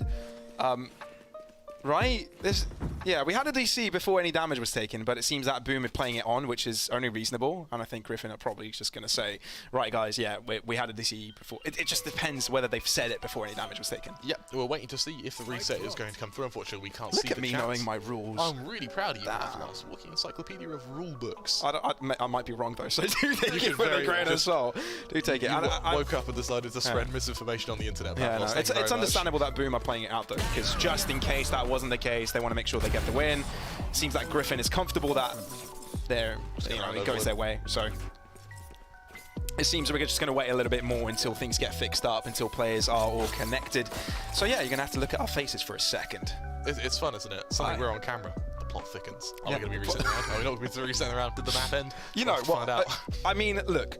Let's break down the game a little bit, right? Because Griffin have now found some energy that we didn't really see before. I mean, yes, it was a close call in the first particular map, but it was their own map pick. How on earth are they this strong against Boom when Boom has a new composition, if you will? I can't help but think that Boom got shaken. I think that for the members of Griffin on Haven, they were allowing Boom to get very confident. We saw how aggressive they were being, particularly those peaks from sewers. It's kind of accompanied by 2-3 players worth of utility to get those opening picks. On Split, that wasn't the case. Boom were trying to get those opening picks with their players by shoulder peeking, by just pushing and hoping for the best. In that case, Griffin, they start punishing them. Boom, their confidence starts to go downwards. They stop trying to get that map control. Griffin then just start walking all over them. I think right now, Boom's only hope, I think this map's a write-off. Just get to Fracture, try to recover it there. Wow, okay. Well, I mean, I'm sure they're going to give it a go either way, but I want to hear your thoughts as well, right? We kind of saw the Fade being brought in for the first time for them. I mean, they've kind of strayed away from too many aggressive neon pushes and stuff like that. What are your thoughts, on this change, mainly the Fade? Earlier you were kind of a criticizer of it. You said that Breach perhaps was your favorite out of the two picks, especially for Split. What are your thoughts after seeing Boom play like this? Same thought. I think Breach would have been much better. This guy's smart. Yeah. Listen to him. What I think as well is right now, especially on the defense, they were trying to make that operator have a lot more prowess than it actually did. For Griffin, a lot of their openings came with Vandals, despite the fact they had an op still pushing for fights. With a Breach, you're able to counteract your opponent's operator, and with Boom, their operator no longer becomes an added bonus; it becomes their Hail Mary. You can zone out that operator, then you can just pave your way to victory. How are you guys doing, by the way? Very well. I hope you guys are doing well, right? I mean, we've had an excellent amount of games. We had an excellent amount of maps, and so far this is a third series of the day. And it's a treat. It's a banger, so I hope you guys are enjoying it. Are you enjoying it? It's going very well. Our producers want us to shut up, so we can take a break. We'll be back momentarily.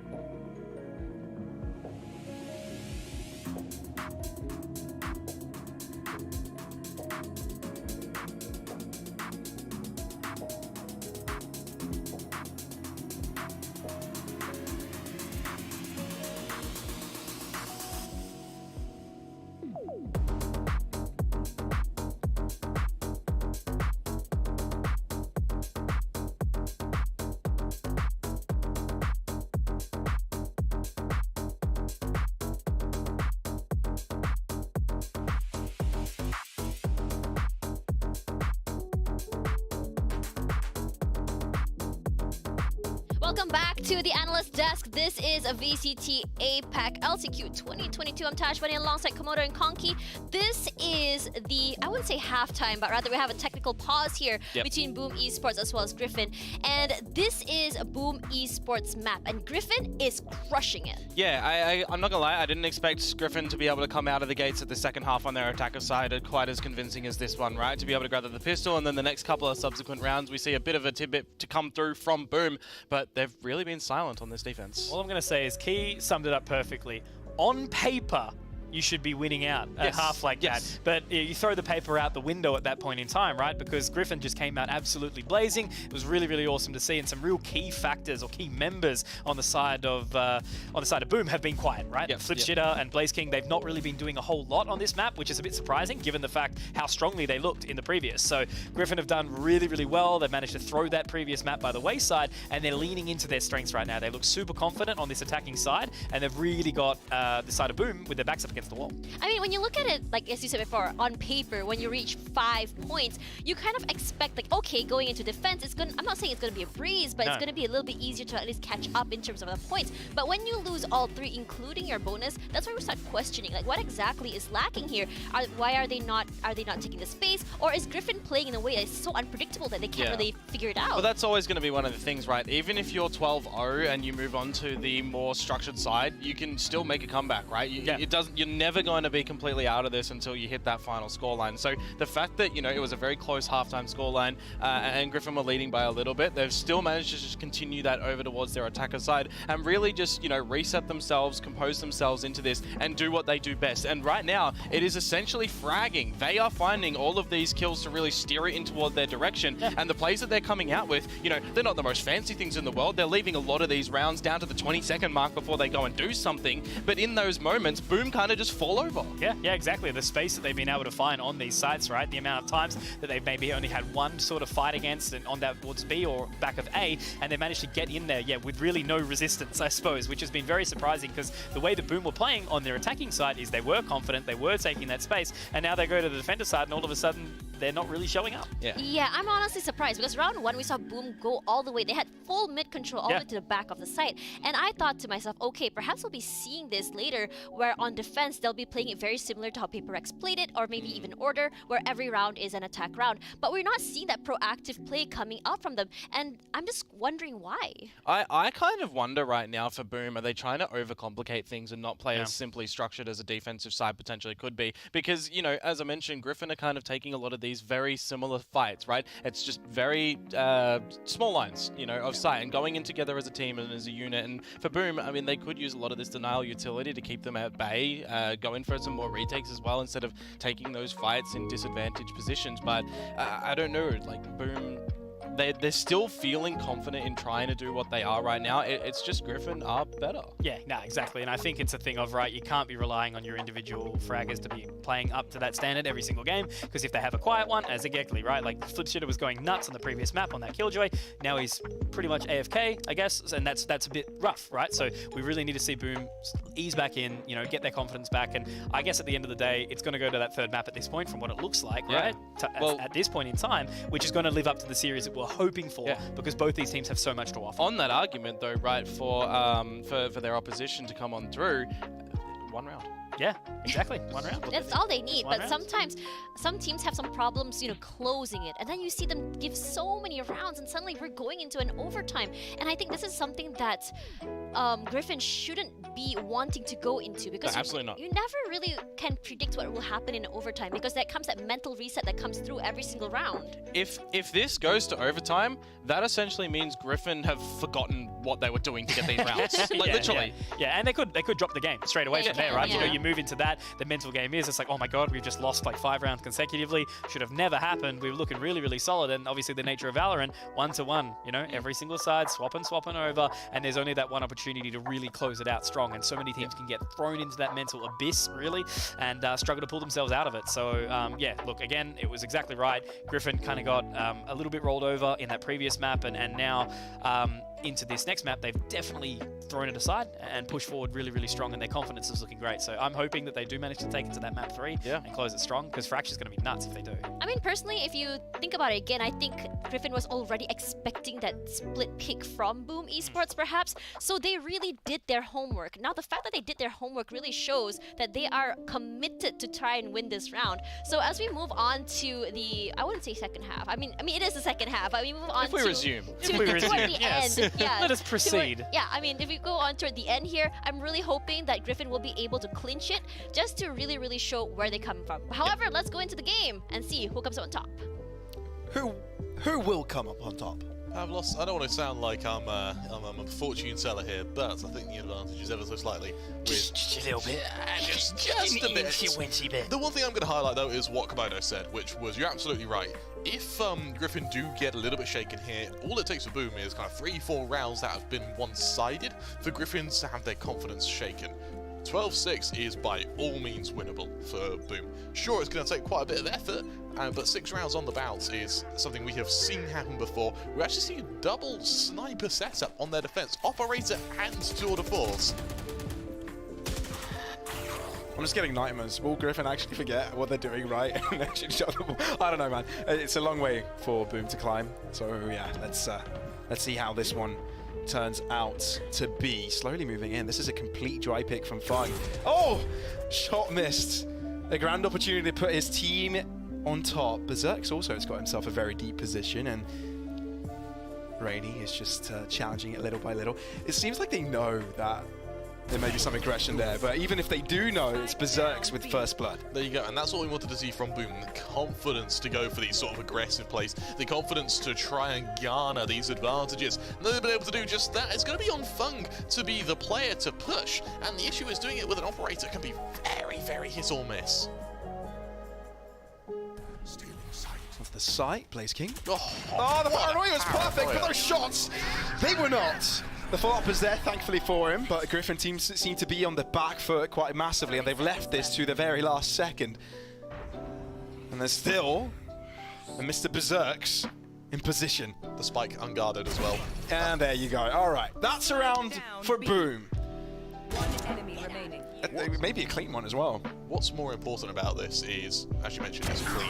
You save a lot of economy. Reinvesting on one player, by all means, something they will happily accept if it means being able to get one of these rounds. And for Berserk's, it's a wake up. You desperately needed Berserk's to wake up. He has had a lackluster game on that chamber. The fact we're finally seeing him join the fight, join the fray. He stepped into the ring and he's rolling his shoulders. He's ready to get a punch on, and he's ready to have a nice little scrap. You can definitely see there's confidence there for him, right? Like, having these positions is something that he lacked at the start of this half, right? I mean, he kind of held back quite a substantial bit, but now, you know, getting himself into garage, we saw him earlier on that A main angle as well. You know, it's good to see him feeling it, essentially, because I think it's an integral part of this team that was missing, and now with him, you can see there will be some support. 18 kills to him, by the way. He's doing a splendid job, but I feel like there's also the additive that he needs more of his teammates to come alive. Look at the aggression here as well. They've finally made it work. Berserks, he's going to get ready for an initial fight onto this Sky. The timing of the Astra Star is perfect. Does the Seeker find him? It may not. It's going to be a guiding light, though. But it's the far left corner. Okay. Don't quite have audio my end, but I know there is a lot of action going on because, I mean, there's no damage taken. There's just been a lot of close calls over in mid, and it seemed Griffin to have quite a lot of presence in mid, but they are pivoting over to B. You're absolutely right, and with Select now trying to sort of follow it up, we've seen a huge commitment of sort of basic utility from either side, but there's no actual kill yet, which means that, boom, they've actually got the information they were desperately seeking in the opening stages of the second half. They know this is a hit to be. The question now is, can they rotate in time to stop it?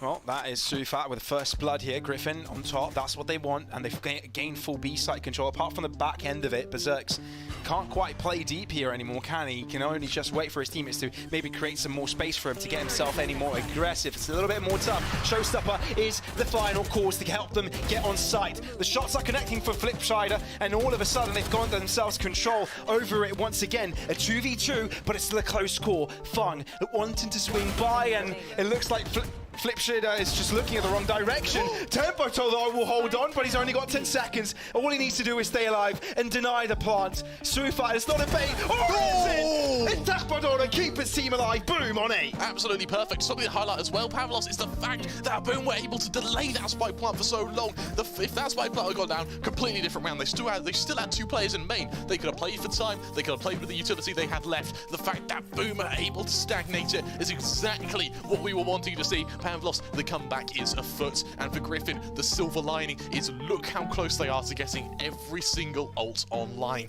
They are against the Viper's Spit and a relocation from Blaze King. That's it. This is a huge power spike for Griffin, but Pavlos, if this fails, then what works? It's still the idea that Griffin only need 1 round, right? Yeah. It's still the idea that if Griffin just needs just a good start to 1, and that's it. That's the map, and that's Fracture now on the cards. But Boom know of this. They're well experienced, well rehearsed, and kind of know in these difficult positions you can't just think of the ramifications of that, just take it round by round. He just sees his opponent there and is like, nope, I'm out of here. The info play may actually be a false positive, though, because they now assume that this whole area outside of A is going to be completely clear. They spot out the tour de force, and as you mentioned, yes, Griffin only need 1 round, but when the game teeters on a knife's edge, that's where things get so crucial as to each micro-millimetric play. Look at the Viper's Pit in mid as well. It looks like Tepoto wants to regress a little bit here, and it seems Sufat is lingering a little bit further. Meanwhile, while I do say that, there's rotations coming in from Boom over towards that A site. But what's crucial about this is, right, they're holding a lot of space, right? They're denying a lot of positioning. The unfortunate is that I think they've got the wrong call of placing Flipshider from on the wrong side of the map here, because Griffin, they've got 30 seconds and there's only one way they are going to go. It's a huge bid to buy time here, and it's worked beautifully. 2 players to kill and only 25 seconds to do it. Famous will be able to open things up with 2 himself. Boom are feeling it. They didn't have too many players to defend this, but it seems that Famous is all you need. Fung with 2, and this could be an opportunity, and Charles perhaps no! Blazer King falls, and now it's 10 seconds exactly when the spike falls, and we're looking at a 2v2 duel, but he's not checking his corners! He's not checking his corners! But it doesn't matter! Tech Bottle takes him down, and now we're looking at Rainy looking to hold his team on a pedestal. He's all by himself. Oh my God! He's going berserk, and he wins this round for Boom. Yes, it's a victory, but my God, it comes at a cost. Fung and Rainy, both of them for a moment make it look like that's it, we're going to Fracture, but no, Boom, they hold on, and as we said, Pavlos on a knife's edge, and when it is on that knife's edge, it's so important. Each little bit of positioning, each fake, each piece of utility, it will stack up, and now, with only 3 rounds left for the comeback to be complete, look at the ults, they're slowly draining from Griffin. Fung no longer with the Tour de Force, no longer with the Seekers. Yes, you have that showstopper, which I think for me is going to be the main one to keep an eye on here. But they've kept the operator alive on the Berserks for the threat of an economic damage and losing it to no longer be the case. A timeout called at the perfect time. Okay, for this, this round is basically an analyst's blessing, but an observer's curse, because we've got 4 ultimates to account for, and I think Griffin take this time out, waiting for those ultimates as well, and kind of saying, this is our round. Like, this is where we use everything and we win. Yeah, you're absolutely right. What if they do the wrong thing? then Boom comes straight back into this. What do Boom do, though? For me, it's just a matter of playing off of Berserks. He's just woken up. He's gone from kind of 4th on the scoreboard straight up to 1st, now contesting Suifat for top fragger for the whole server, right? And this is over the span of like 4 rounds. And these are 4 quick rounds. For me, Berserks just keep sending him into positions where he's comfortable, allow him to try and get, even when he isn't getting picks, he's getting information. And this is what we said the win condition was for Boom. So the sooner they get the information, the easier it is for them to defend. The starting point of this half, Boom was shaken. They were too scared to do it. I think what's happened is during the little technical pause, Boom sort of, as a team, decided, you know what? Doesn't matter, we've lost this map anyway. Let's just go a bit more aggressive. And suddenly they're straight back into it. And suddenly Griffin, I mean, I wasn't looking at the credits earlier, but yeah, they don't have a buy, so it's not going to be this round, which also gives a further opportunity for the rest of Boom to gain ultimates themselves. Which puts all the more pressure onto the Vandal on Fung. This is not an easy one for Griffin. Someone is approaching them and about to clip their wings, but they might be saying, no, not another DC. Oh, no. Not another DC, no. Not again. Oh, okay. Well, let's see how this one turns out. I don't want to see this Viper push, because if this Viper dies, then it's a huge problem. And there you go. There's the kill. It can no longer be a timeout. Well, it depends whether they requested it earlier. Oh, okay. 3v4. It's going to be played out like it did the last time, but it seems that Griffin are taking this way more seriously than they did before. And they actually got most of the kills. They were the one with Sheriffs. This could be cataclysmic, Pavlos. What? Cosmic Divide is going to allow them to get a bit of control over Famous has to do everything here. And he might be able to do just that! Showstopper! At Suifatix goes up, moves back! The change of positioning. Who's attacking, who's defending him? I'm confused. Famous looking to move through, but Fung! He misses his mark, and Famous is barely alive. Only 3 points of health on him. And still, Griffin with 2 players. They've gotten the spike down just. Suifang's been spotted. They're crossing forward. Famous with the bait and switch. This is incredible. Boom on double digits. But Pavlos, was it a timeout? We're going to find out in just a second. If it's not, Boom have hit double digits and they've reset Griffin again. And Suifang uses his showstopper as well. Oh no, they're running out of the pistol. It's an overcommitment. Boom baited it, and they did it so beautifully. 2 rounds hang in the balance now, and that takes us to overtime. They've only got a Viper's Pit, and we're continuing with it, Pavlos. Griffin, the fumble has come back to haunt them. No. And now for Boom, they're starting to come up to full power. Look, Berserk's one away from a tour de force. You've got your Nightfall coming up in 3 as well. This is really where Boom start to wake up. We joked about a comeback being attainable. Now it's a reality. Oh my God! This is where Griffin panics? Is it really? Surely not. Is this where the chapter is unfolding? Oh, one-sided smoke, and it's perfect for Berserks. I love how Blaze King sets him up like that. You're absolutely right. We said the win condition for Boom is their duelists need to start waking up. I didn't think that the wake up from Berserks was going to be such an explosion. I thought it was going to be a slow sort of ascent. No, it's an eruption. And now for Boom, they're just dictating this narrative. Well, at least now they've gained mid control, right? Griffin have got a narrative still to paint. Yes. Something interesting to watch out for, though, is with the Boombots and the Hounds being committed there, you've used your main quality of info gather. This is still with a minute left on the clock, and you don't know how Boom have positioned this B defense. So much so, actually, that Griffin want nothing to do with it. They're heading back to mid, but at this point, Berserk's recommitted. They've lost that control. The good thing for Boom is that they've got the from the shadows. But if you lose your B-side, A-side defender, but they're going through mid. This is a complete topsy-turvy, but Berserks is in a clear position to find a first kill. He drops back, and now he's equalized, stabilized even. And they've even got a new defender towards that ace site. And they've got from the shadows for Blazer King to even help there if he has to quickly. Flipside, he doesn't need to kill everyone. He just needs to buy time. And with that Hawk, that may just be the commitment. That's both guiding lights used here from Griffin. Both of them. now have to go dry from here on out. From the shadows, Perfect. utilize, flip shitter, falls, Blazer King. They know of his position, they heard him. But Nebula conceals him. He's gonna push after it, isn't he? Oh dear, Berserk's trying to use his Headhunter, missing so many shots. But Blaze King finds himself in a really interesting position. He can be such a big menace. 2 bullets left on his Headhunter, but it's Blazer King still finding kills. 8 bullets. Oh, he might end up with it, but no. Winner says a big no to that, and Tour de Force comes out.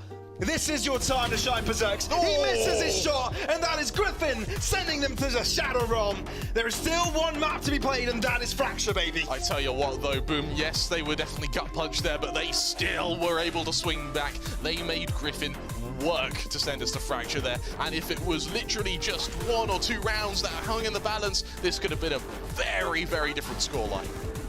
Considering they only needed 1 round for like how many? About 4, 5? About 6. Yeah, 5 rounds, Yeah, right? 5 rounds. Because it was 12, 6. This is why we don't do maths on broadcast, Pavlos. Oh, yeah. This is We learned a mad. lesson.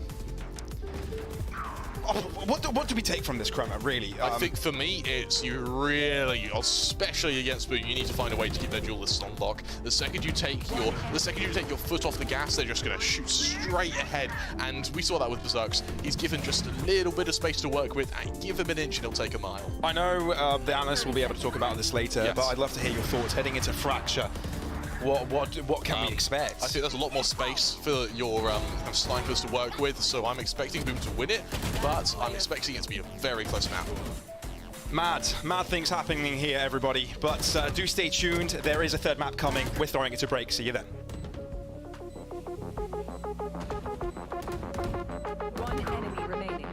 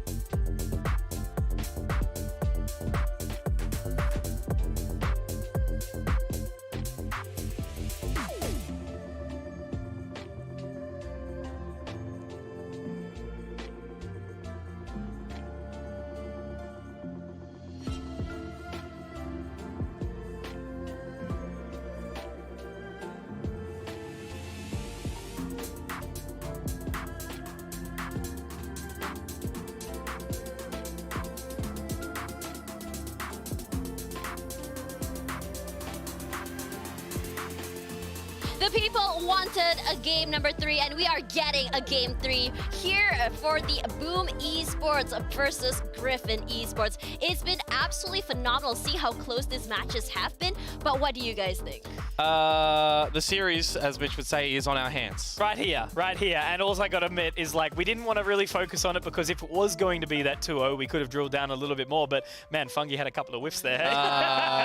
Just a small couple that I'm sure a lot of people would have had some fun with. They closed the game, though. It's did, fine, right? yes. They won. They got the dub. That's all that matters. So the thing is, actually, just before I pass back to you, when Fungi had those misses, the shift went from him playing Lurk to him playing with his teammates, and they were almost protecting him and being there to make sure they could trade from him. Keep him safe. So, yeah, it was kind of like a little funny thing. Yeah. It's a very cute thing. Like, that's okay. We're here for you. We have our moral support to help you. Well, what I'm saying is now, what I think, you know, how good would it be to see him just like drop 30 in the next game? Oh, that would be insane. That would be insane. That mental redemption reset. arc. Yeah, that mental reset from every round will happen, and that would actually happen during Griffin. And, you know, as I said earlier, like, the fact that they already knew that this was going to be Boom Esports' pick is something that's very scary, because now, again, Battle of the Chambers, as we see Berserk's and Fong, despite those whiffs, Fong is still up there. Exactly. Yeah, and I think one of the biggest things as well was a lot of the showstoppers actually utilized in this game weren't necessarily for damage potential, it was for scarcity, right? It was a scare tactic to push them all back, and just a lot of rounds that defenders were getting in front of attackers in their own spawn, vice versa, all that sort of shenanigans afoot as well. There was a lot of chaotic rounds which I would call unconventional, but it just goes to show that these teams were both adapting over towards space control and expanding the domain that they're able to find, right? Yeah, for me, I think it's more along the lines of how we saw, like, you know, Berserk stand up and Famous played really well. Tebottle had a couple of really good moments as well, but Flips Jitter and Blaze King almost not there, which are huge key players in this Boom team. And I think, you know, certainly members that kind of drive the force a little bit more in that momentum, right? So when they're looking a little bit quiet, some of the teammates trying to step up to the plate, but it just wasn't quite there. So I definitely think they're going to be able to take a look at that, reset back, because they've got to come, you know, really strong into Fracture. Obviously, Fracture is the most different map in this entire pool and the game, really, as it is. So they're going to have to adopt that playstyle and be much more confident and comfortable in the way they go if they want to close out this series, because I definitely don't think between the 3 Indonesian teams, like, Boom was not the one who I was expecting to go out, you know? Yeah, honestly, that's what I think too. And on top of that, it's more of like, we're not really seeing that aggressive, in-your-face, lurk-heavy sort of play that we were sort of expecting from Blaze King, especially on the Omen. So that didn't happen. He was mostly just playing more supportive, rather. And in a lot of situations as well, he tried playing those really nasty corners, but he's only good for one. One of the I would call it not so much a humbling statistic, but more so like a good and a bad for 2 different extremes, right? Yeah. Berserk's had the most opening kills with 6 in the whole server, and the most like opening deaths or first deaths was actually Blaze King with 6 as well. So it's like, it's that kind of pulling the wick at both ends, or burning the wick at both ends. For sure. Yeah, no, overall, look, I think they stepped up where they needed to, but again, just needing that full overall synergy in a team like Boom, they've definitely got the potential and the capacity to do it, but I'm happy, right? Griffin being able to step up, the way that the map of Haven started, it was like, you know, we don't really want it to be a full day of 2-0s, right? It is the opening day of competition, and really a time for some of these teams to make their mark before we do get to the real Thunderdome with some of those higher seeded teams in the next couple of days. And now we get your favorite map in Fracture. Yeah, Fracture is always very fun to watch. It's a map where I feel it's more of like, it's very lurk heavy. You can have some really good flanks, and I feel like this could really suit the playstyle of Boom Esports, who love to play aggressive. Granted that they do have full control of so many different angles. We've seen how Paper X run that map, and we love how much space they're able to take. And one thing that's really important to remember about Fracture is the fact that your repositioning means you are leaving space, and how much space can you take back when it's taken away from you. And on that space as well, you know, it's something that we've seen throughout the course of this whole tournament, that a lot of teams have been, you know, trying to, of course, fight for that space, but some teams have done it a lot better than other. And you can gather that from VODs, you can gather that from the history, and there's more history on a map such as Fracture right now for Boom than there is over for Griffin, right? We look at the caliber of teams that Boom have been playing on this map. You've got your Order, your Paper X, your Alter Ego going down, Xerxia and Myth as well. Where you look at the flip side over towards Griffin, there's none of those names in towards this map. So it's almost clean territory for this map, where you've got Boom, which are a more quantifiable team coming in towards Fracture, but you've got right now Griffin, who are an unknown. Yeah, exactly. And they've got that momentum from that previous map, obviously spoke about, right? I don't think it's going to be a firm Boom will walk away with this by any means. They're definitely going to have to step up, they're going to have to watch their back, because if they get complacent, especially early in this competition, we saw them fight so hard in the last stage of ECT, we don't want to see them fighting as hard. You know, they want to be that namestay, they want to prove themselves as a consistently strong team, as opposed to the occasional underdog with an upset. Yeah, exactly. I mean, if you look at stats, I mean, numbers, they say numbers don't lie, but I just want to say that Boom has more plays on this Fracture map. But given the fact that we don't know a lot about Griffin on this map, they can just really surprise us. And that's what I was talking to before about the unknown quantity fact as well. It's like, I'm looking at the agent lineups that we've seen just right now from Griffin. The Viper, Astra, Breach, Cypher, and Raze, which is a kind of, you know, an orthodox lineup, right? It makes a lot of sense, whereas we're getting a lot of teams these days which are shifting over to run the Breach and the Neon combination. So I wonder if Griffin are, you know, in their scrimbucks and stuff, have practiced this map to get out something that is more meta. Yeah, exactly. It doesn't necessarily have to be meta. No, exactly. It doesn't need to. No. That's what's exciting. It's like you think about global esports, for example, right? They'll just play whatever the hell they want, which I love. I mean, given the fact that there's so many ways to rotate and take up space, you don't necessarily have to go by agent itself. And this is really, really fun to see, especially from Griffin, who can really, really change their gameplay and game style. And just seeing how they played Split just now means that they did their homework. So I'm really scared for Boom Esports just for the fact that I can get micro-analyzed on how they play on this map in particular. Yeah, I think the most important part, especially like talking to the casters earlier on, this was the one that was kind of all our eyes on for the course of the day, and it has gone to that 3 map exactly as we've needed it to, and I think, you know, they've given it the energy that it's deserved too, and it's been a really entertaining game so far. All I'm going to say is if we get like what Order was kind of doing on Fracture earlier today from any one of these teams, it should be exciting. Yeah, absolutely. Yeah, now look, Fracture has really started to slot in as a staple in the map pool now for a lot of these games, and gives an opportunity for those players that do have the confidence to throw themselves at the enemy team, get into those spawns. Like having neons behind you 10 seconds into the round is something you don't normally think of in traditional FPS, right? It's such a new and developing thing, and it means that you've got to always just be cautious, especially depending on what the team you're playing against is. So the question now is, who will be coming up on top? That's the question I want to ask our fellow casters here. We have Pavlos and Kramer. Take it away, guys. What do you reckon, Kramer? Who's going to take it? Honestly, I've got a lean towards Boom, but let's be honest, this is a very tentative lean. I was really impressed by Griffin. Yeah, man. I mean, honestly, like the analyst desk broke down perfectly, right? They're on a wave of momentum, right? And if that tsunami just crashes onto the shore of Fracture, they're bound to take Boom by storm. And that is exactly what we'll be lacking at this series. The final map, Fracture, the decider of it, is where everything will be decided for the first map of these two teams competing in the last chance qualifiers of APAC. So I think only one of two things is going to be happening here, Pavlos. Either we're going to be seeing Boom come into their element, a map they've practiced many a times, and they're going to stomp Griffin, or Griffin maybe playing it behind our backs. Let's take a look at the agent composition. I like the fact that both teams brought out the Neon. Something interestingly enough, though, is the fact that Select is teasing and maybe flirting with a Cypher. Yeah, no, interesting compositions. I mean, we're looking at just flirting with it. Yeah, we're looking at a completely mirrored matchup here, to be honest. But yeah, no, like the analyst desk alluded to, like no data for Griffin, especially with the new additions. Yep. None of the times have they played on Fracture. None, right? I mean, before that, yeah, but with the old players, we do have some sort of a thing. But this is a completely new look for them. What I really like is I really like how KO and Breach sort of work with the Neon. A lot of flashes to just set up your Neon to just send them into the back line. And for Suifat, he had a very, very strong split over to Berserks. His split was a little bit quieter, but it was the latter stage of it. He really showed us what he's capable of. And we're seeing just that now. Berserk's going for a huge foray through main, looking to potentially duel anyone who dare rotate back from a dish. It's a kind of change in placement here, and with a big orbit of players from either side, it should be down to the 5-on-5 retake. Just a simple switcheroo of positions, just as you like it in Fracture.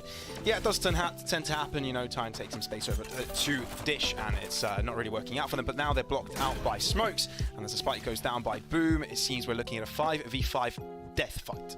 You're absolutely right. And a 5v5 death fight where everyone has to sort of cascade away from a dish, which means that for Boom, Crossfire is going to be really easy to set up. I mean, you could even see that Fung was looking at the back line, trying to see if there's anybody lurking in it. And it would have been shrewd if Flipsider decided to go all the way around. But no, now they're starting to push through together with the wall. They're looking at find a mark onto the side, but unable to find an opening. It's still looking mere. Boom on top in numbers, but still under the control of the site. Winner will be taking one down to keep things square, but it's still tough. Elevated position here for them, but still, we're looking at a one-on-one. The spike has been touched, but It's to no avail. It's Griffin with first blood. Tell you what though, Griffin, while they do lose the round, they're able to kill the entirety of Boom. And this is retaking a site where they're moving in from one position and Boom know they're coming. So the fact they're able to wipe it means, okay, it's option 2. Griffin have practiced this map, they're ready on this map, and Boom have a game on their hands. There is no easy way out of this for Boom. Despite being one of the favourites in this tournament, they are absolutely going to be tested every step of the way, and Griffin are going to show us exactly why. Really, really strong attempt at a retake there, unfortunately. Time, a cruel mistress who waits for no one. Over on Boom, it's going to be a fairly strong anti-eco, a couple of Spectres. I like the fact that we are seeing Bulldogs get sort of thrown into the mix. It gives you a few more teeth when you move into the full buy of Griffin next round. Did I get confused and missed that? Was like yes, the you UI? did. Yeah. Yes, you did. Yeah. All right. It's alright, that happens to all of us. Apologies, but we're back. Okay, Boom, first blood. It's good to see. You know, the heat of the action. Sometimes you do miss things. Here's the thing, right? After seeing Fracture and after seeing Winner just do something unspeakable with the Classic, every time now I see Griffin with Classics, I get a little bit scared. Well, there is a Sky Smoke. It looks like they may be eager to push past it, but no, Aftershock will be denying them that position. Instead, they double back. Onto the B side they go. Flip Shitter close by. Sky Smoke's now dropping, and with assistance of the wall, again onto the B side. It's fairly straightforward from here on out. Berserks. Good ground control, and now with B site control as well, they'll be getting the spike planted. Flip Shitter, very deep positioning for him. He spotted out the rotations, at least one of them, but it seems that Blaze King will be the first to fall from the Boom side. Hotly contested though, all of Griffin have arrived. Sky Smoke deteriorates, and that's exactly when you want Flip Shitter to come true with some kills himself. Suifat will keep fighting for just a little longer, but it's Boom still to come out on top. I'm so impressed by Blaze King that round, or from Berserk, sorry, that round. Absolutely incredible. I'm not sure if you saw what he did, but he threw the concuss from the Neon in a position where Fung is going to be hit by it when he relocates on the chamber. Really, really smart play, and anticipating the fact that we are going to see Fung back off. Absolutely love that. Furthermore, it's allowed Boom to get that second round, and it's also allowed them to do it in a relatively clean fashion, which does give them a bit of teeth to take on the full buy of Griffin. Remember, they don't need to win this round, they just need to do damage. How much damage can they do? They wouldn't mind getting the win here, right? I mean, obviously Griffin, with the momentum they've been able to build the previous time around, they want to make some sure that they get it right back up. 2 kills early for them, although traded instantly. All 3 players of Boom in a fight just instantly take charge and take down Griffin. It's absolutely perfect as well. Once you're able to trade, you're able to retrieve the weapons as well, and now the snowballing starts. You see, Funk, he can't risk the fight. He knows if he dies, that's the round over. And crucially enough, Blaze King, out of those fights, did survive. Therefore, Sky Smokes did drop and made it impossible for Funk to retaliate. Look at him now. He's just trying to find a flip shot, but the timing is perfect. The teamwork. Oh! This could be doable though. With that kill, out into the open, Flip Shitter holds on for just a little more until Blaze King gets in position to shut down Rainy. It's Boom on 3. Welcome to Fracture, boys. This is no Split, this is Boom's home ground. And while Split was their map pick, it was maybe a chance to give the Griffins time to soar and fly home. In this case, the only time they're going to be flying home is beaten, battered and bruised and through the lower bracket, because Boom mean business. Of course, it's not over yet. However, a solid start is usually indicative as to how the rest of the game is going to pan out. And for me, Boom is a team that does rely on momentum, particularly when you have the likes of Berserks. I think last map definitely pays homage to that fact. And we're Griffin now, a couple of sheriffs here and there. Yeah, the buy's all right, but it's certainly, you know, it's damage they're really after here. Look at Boom. Look at how they're set up. Okay, this could be for good reason. Griffin are pushing, and are they just looking at each other? Are they even holding? Yeah, they are. Obviously, they're holding these crossfires. This is entertaining to say the least. Oh, but this fault line can catch everyone though. This fault line can literally hold off everyone, and they run away with a kill at least. Yeah, I feel like Boom may be playing a little bit. Oh, but look at the back line. Look at the back line. Look at Rainy wanting to push. Oh, but they're checking it. They're just come at us, guys. Just a rolling thunder use. What? You're with pistols. What? What? What? Why? How? What? Why? What? What's why? Who? Where? When? I was going to credit the fault line. hits every single player. I was gonna, dare I say it, Pavlos, I was gonna criticize Boom a little bit there and say maybe they're stacking up a little bit too much. Maybe, dare I say it, they're not taking this very seriously. But no, that Rolling Thunder, I mean, sure it hits them, but... The Rolling Thunder may have been a good idea if the KO was still alive on the other side and they had a flank, and right? if they timed that chamber push a little bit better. Yeah. There's like could have been okay, but by that time the KO was dead. The chamber wasn't in position, so yeah, I guess miscoordination, maybe fat fingers. If that had worked, though, could have happened. If that had worked, it'd have been incredible. But then I would be bowing down to my new kings. Absolutely, Boom. They're looking to challenge the lineage of Griffin now with an early lurk from Flipshider, and AE can double it down. It falls now on to Winner to recover, but no. Flipside, he's just holding true to his team's name. He's being very explosive. He absolutely is. And look, he's just going up to heaven. The confidence on this man. Incredible. Incredible. Okay, well, Fung does eventually take him down and does hold on to his operator. But as smooth as a smooth operator can be, he won't be able to do too much. Okay. Rainy just says, give me a shot. Let me try. It feels like a silver lining. I still don't see them actually going committing to this retake. No, there's no way. Fung as well, he's still only got an operator. So retaking with an operator can be a really, really tall order. He doesn't want to use the Tour de Force yet either because, as we mentioned, when games are close, the butterfly effect of economic damage really does get felt. And right now, Fung has exactly zilch in the bank. For Boom, it'll be a 5-0 lead and a hell of a way to start your third map. Remember, they are trying to recover from what was a split they absolutely should have won. As Q said, on paper, this should have been a victory. There should have been a 2-0 to Boom. Griffin, they just tore up that paper, threw it over their shoulders and went, you know what, we got a better plan. So ever since Boom were able to get themselves a victory against the buy of Griffin with their shaky buy, if you will, which wasn't that shaky actually, they had a few rifles in there, they haven't lost at all. 5-0. Griffin has got nothing.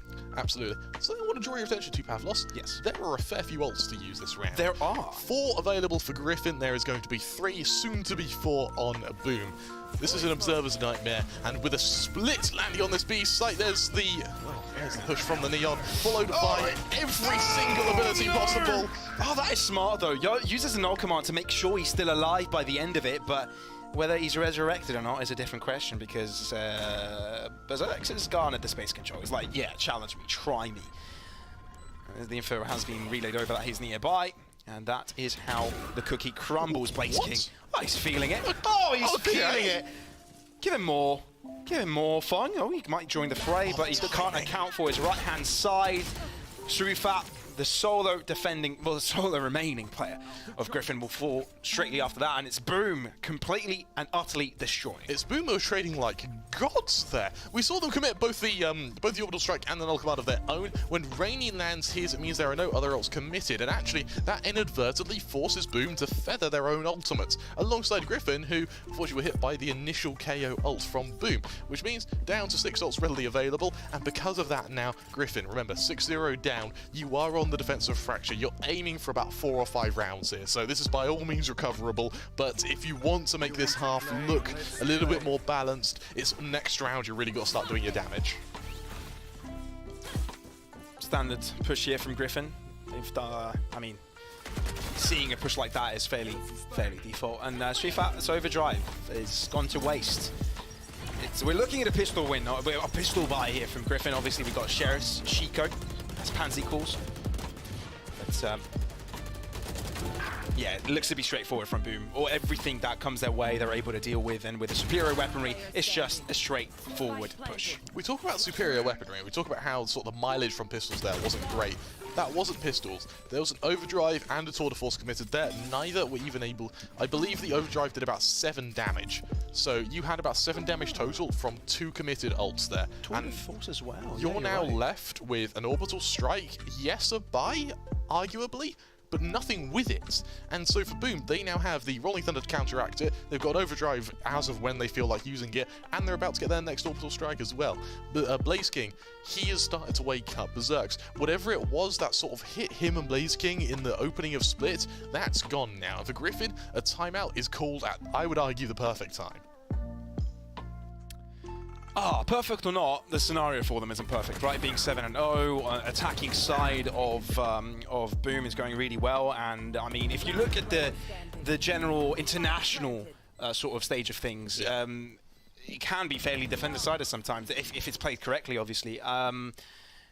But this map is extremely momentum-based, and Boom also being a momentum-based team seem to have done a splendid job of controlling it. And I mean, this timeout was just a mere attempt to try and deter that, stop it. You're absolutely right. I was sort of wondering how does the series end. Turns out not with a bang, but with a boom. Currently 7-0 into the lead. And what's also quite interesting... You got to go for this low-hanging fruit, don't you? That's low-hanging, but neither of us have grasped it yet. And if we get it out of the way on the first day... Yeah, touch grass, exactly. Yeah. Get outside, have a shower. Yeah. Yeah. Not particularly in that order. It's raining particularly heavily, yes. But Boom, 7-0 in the lead. And right now, Flipside, he's going to be the player. He's really going to be tested with 3 members of Griffin looking to bear down on him. This is... I like this movement from Griffin, actually. Very much so. Because Flipside is all by himself, and he hasn't set up his rendezvous. So if he gets picked off, wouldn't be too bad, but I think he might be catching them off guard. That's a gun! That's 2 people dead! Flipside, what a play! Rainy does end up taking revenge, but it is not enough. Berserks can just be elevated in this position and control the heavens, as well as the rest of the site as he oversees it. Griffin in big trouble. The longer this round goes, the more the players fall. Finally, winner will get his chicken dinner. But he may not be able to eat it and enjoy it as Boom is there to steal it from him. Oh, fine.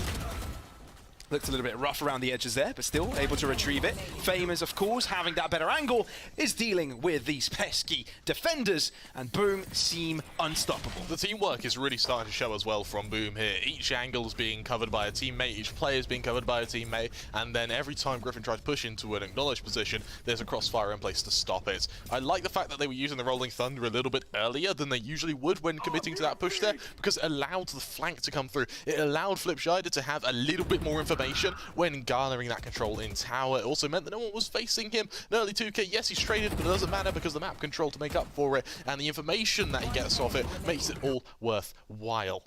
Right now, for the LCQ, Griffin are in big trouble in the upper bracket because Boom have started this final map masterfully. Onto the B side they go. Oh, that shorty. We do love a shorty play when we see it, but it just doesn't come to fruition this time around. So, yes, Boom enter the site without too much difficulty, and it's just Sheriffs to try and get themselves out of there. The ramifications of their actions have come alive, man. You were talking about the ults used when they had eco, when they had pistols. Imagine if they had those ultimates in their exposal when the previous round happened. Absolutely, and it would have really leveled the playing field. Unfortunately, now it's down to, yes, they are able to get a few kills here or there, Pavlos, but it's silver linings. And right now, through the rose-tinted goggles, Griffin aren't seeing the red flags. 1 enemy remaining. Boyle shot him in the shin there. There's definitely one painful way to go down. Just moonwalking, moon dashing, if you will. In my hotel, I hit my shin on my bed so hard. About 6 hours later, there's still a shin imprint on the bed. Genuinely. I thought you were going to say something like there's a massive like bruise or something. You wanted to know. There's like a bed imprint on my foot, but how it's the do we exact wake opposite. up so early? That's it. Yeah, exactly. Pain is a great way to wake yourself up. Being in Dublin and working on APAC hours, it's quite interesting. 1:30 AM wake up time, by the way. The studio's very nice, though. Yeah, the studio's amazing. The studio's very nice. Really cool. For Griffin, they do go into this with an ult advantage, and more importantly with a firepower advantage. The operator is ready to be wielded by Funk, but there's so much abilities being used here, and Flipside has already got the opening. And they've kind of made them split up a bit, right? They're not going to make a decision on pushing just yet because a spike is left over at spawn, which means they have free real estate to just rotate over. Look at the chamber as well. He's going to be able to get behind the Neon so quickly that by the time the attack hits, the Neon's just going to be crunched upon. And talk about the Neon, she's all by himself. Herself. It's himself. Utility usage. It's so it's good, so man. darn good. Doesn't give him a chance to hold a single angle, forcing them out into the open and winning all these darn trades. You thought Griffin were looking good? Analysts, you're saying they're the ones that are just better? No. Boom, say a big no to that. as they look to get 10 consecutive rounds, given Griffin absolute nil. Are we going to have the first 13-0 of the tournament on the first day? Why did you have to say that? Is that possible? You just... You forget you're a caster sometimes, Crema. It's not. No, it's only a curse if you believe in it being a curse. And right now, I believe in the fact that Griffin definitely have... That's what they all say, though. That's what we all... We cannot control it. It controls us. Look at them, they're down to pistols though. They're trying to end the half on a last hurrah. I quite like it. If they can sort of funnel some ult orbs to Funk, you can potentially have the Orbital Strike, Rolling Thunder, and a Tour de Force. And alongside a buy, that certainly isn't anything particularly bad. Over on Boom, they're about to have roughly the same thing. They do have a null command, which they're going to use instantly. Surprised they're using the null command so quickly here, actually. I mean, they have margin for error, really. Using 2 ultimates here is overkill, to say the least, up against pistols. And it's going to be a clean victory at that. But, you know, I'm sure they would have loved to have more ultimates available for the next round. May give them an opportunity to do a 12-0. But, yeah, no, it's 11-0. And Griffin are in a world of hurt and trouble. They absolutely are. And we're not quite at the point of no return. I think there still is maybe a little bit of time left for the members of Griffin, but they are definitely going to need to try and turn it around as quick as humanly possible. I'm surprised Boom committed so many ults, which means they are at a slight disadvantage as we enter the final round of the half, but with momentum going so drastically in their favor, at this point, does it matter? I'm sorry, Griffin, I'm going to say this, but you've just showed us, Griffin fans. You've just showed us why you don't play this map.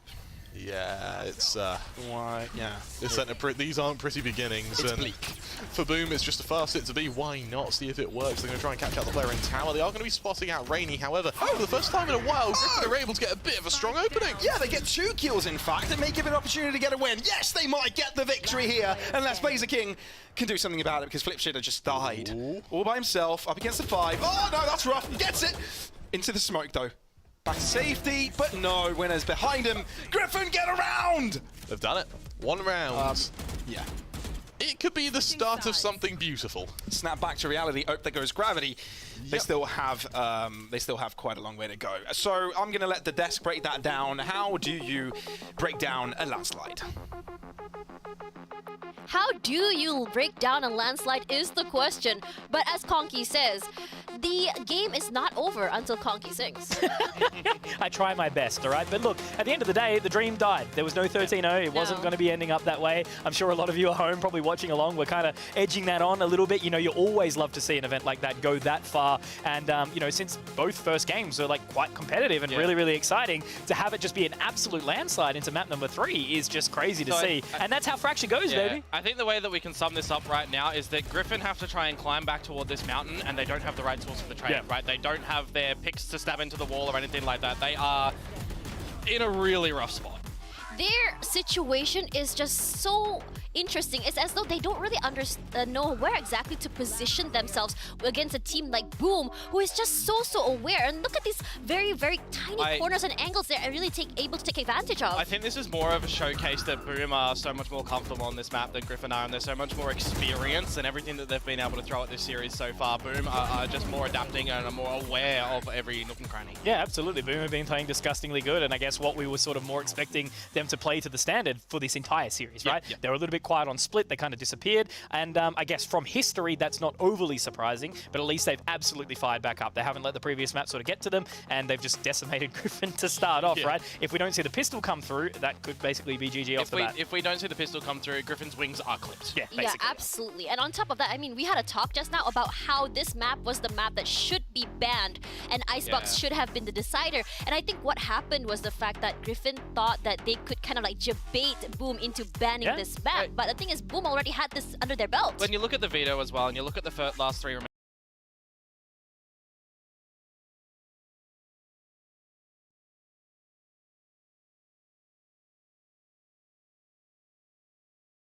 Boom, we know they're more comfortable playing that as well. Their map pool is more scarce, right? So it Makes a lot of sense for Boom to lead into Fracture, and you can see why. I'm really curious, Conky. Do you think it's possible to come back from an 11-1? It's very rough, but has anyone actually done this before? I've seen it happen before. Yeah, absolutely. But I don't think it's going to be happening this time. Why? Because it's just too far gone, man. It's too far gone? It's too good. Okay, it's too Take it good. to But that. let's ask the casters. Do you guys think an 11-1 is possible to climb back from for Griffin? What kind of questions are these, man? I mean, who's our favorite Aussie? Can Griffin win I love it. now? Tasha really putting Conky on the spot. You know, yeah, like, what do we say? You know, it's Yeah, like, bless him. the best of luck, Griffin. I mean, you're going to grow. I would You need love to see an a extra comeback. pair of wings to I take think it down. would be amazing to see a comeback. Granted, it probably won't happen, but that's what makes it so special, Pavlos. If miracles happened all the time, they wouldn't be miracles. You're right. You're right. Miracles are miracles for a reason, which is why we wonder whether this will be a miracle. It has to be birds sent from heaven, but obviously it is an early trade coming on to this B site. 3v4, it looks like Boom are getting themselves on top. Nearing the end for Griffin. Fung, this is going to be a painful death. My. Yeah, bullet to the side of the head. Yeah, that sucks. And I'll tell you what, you're wondering, Pavlos, for whom the bells may toll. If you went to splits, I'd have told you it's for Boom, but now that we've seen Fracture, we saw it earlier as well, that for Boom they have this huge map pool. So being able to put in maps like Fracture, which you know Griffin will not have too much experience on, really is a testament as to both the experience of the management and this team, but more importantly, how comfortable they are to just go to any map in the pool and know that they have both strategies, plans, and sort of contingencies in place to have a bloody good game. I love that we just threw it to the analyst desk just a second ago, and then we might have to do so yet again. Full buy coming in for Griffin, as much as they can afford, of course, but it's looking bleak. Ooh, could be a good start to it, but it seems that there's a good lead here from Boom, spending all of their players in this direction, and it's just a tech ball show. Just like that, Botel will be able to find three. Fung looking at BMNs for just a little bit longer, but this is as a landslide as it can get. 13-1 after a very interesting series. Yeah, interesting to say the least. After seeing Split, this really was a series on our hands. We then end up going to Fracture, and honestly, for Boom, they just absolutely tear through Griffin. Hell of a performance, and for Boom, a hell of a way to make your statement, to make your appearance into our upper bracket of the APAC LCQ. Yeah, no, Boom definitely can take this as a comfort, and I think every other team that will try and face up against him will have to perhaps ban Fracture, or Griffin should never play Fracture again. That's one of the two. Either way. But I guess the analyst desk can break us down whether it will be one or the other. Hi, guys. I'm really excited. No bad questions this time around, but did you enjoy yourself with the series? Yeah, it was pretty fun of a series. Pretty good. Great cast. A great time to open. Very good. And I think the answer to your question there, boys, is both. Griffin shouldn't play it, and no one should play it against both. And I'm really excited to see the fact that Boom managed to put that map under their belt. And it's a very decisive decider as well. Yeah. I thought usually some teams have some trouble clinching that round number 12, but they just said, okay, we're ready to wrap this up. We already made it to map number 3. Let's go home. This is the end. And I have to say that Boom Esports did very well on that map. So what exactly did Griffin lack in that map? It's a hard one, because it's a lot, right? Adaptability would probably be one of the biggest things to try and figure out what Boom's Thank you guys for strong points watching my were video. in those individual moments, because there was a lot of strong points that Boom had to throw in towards this series, right? You can take two things away from this for Griffin. Number one is you've got a demo now that is very, very strong to find your own weaknesses, because Boom have just showed you that completely. And number two, the second point is forget that you just got absolutely smacked. Yeah, look, I think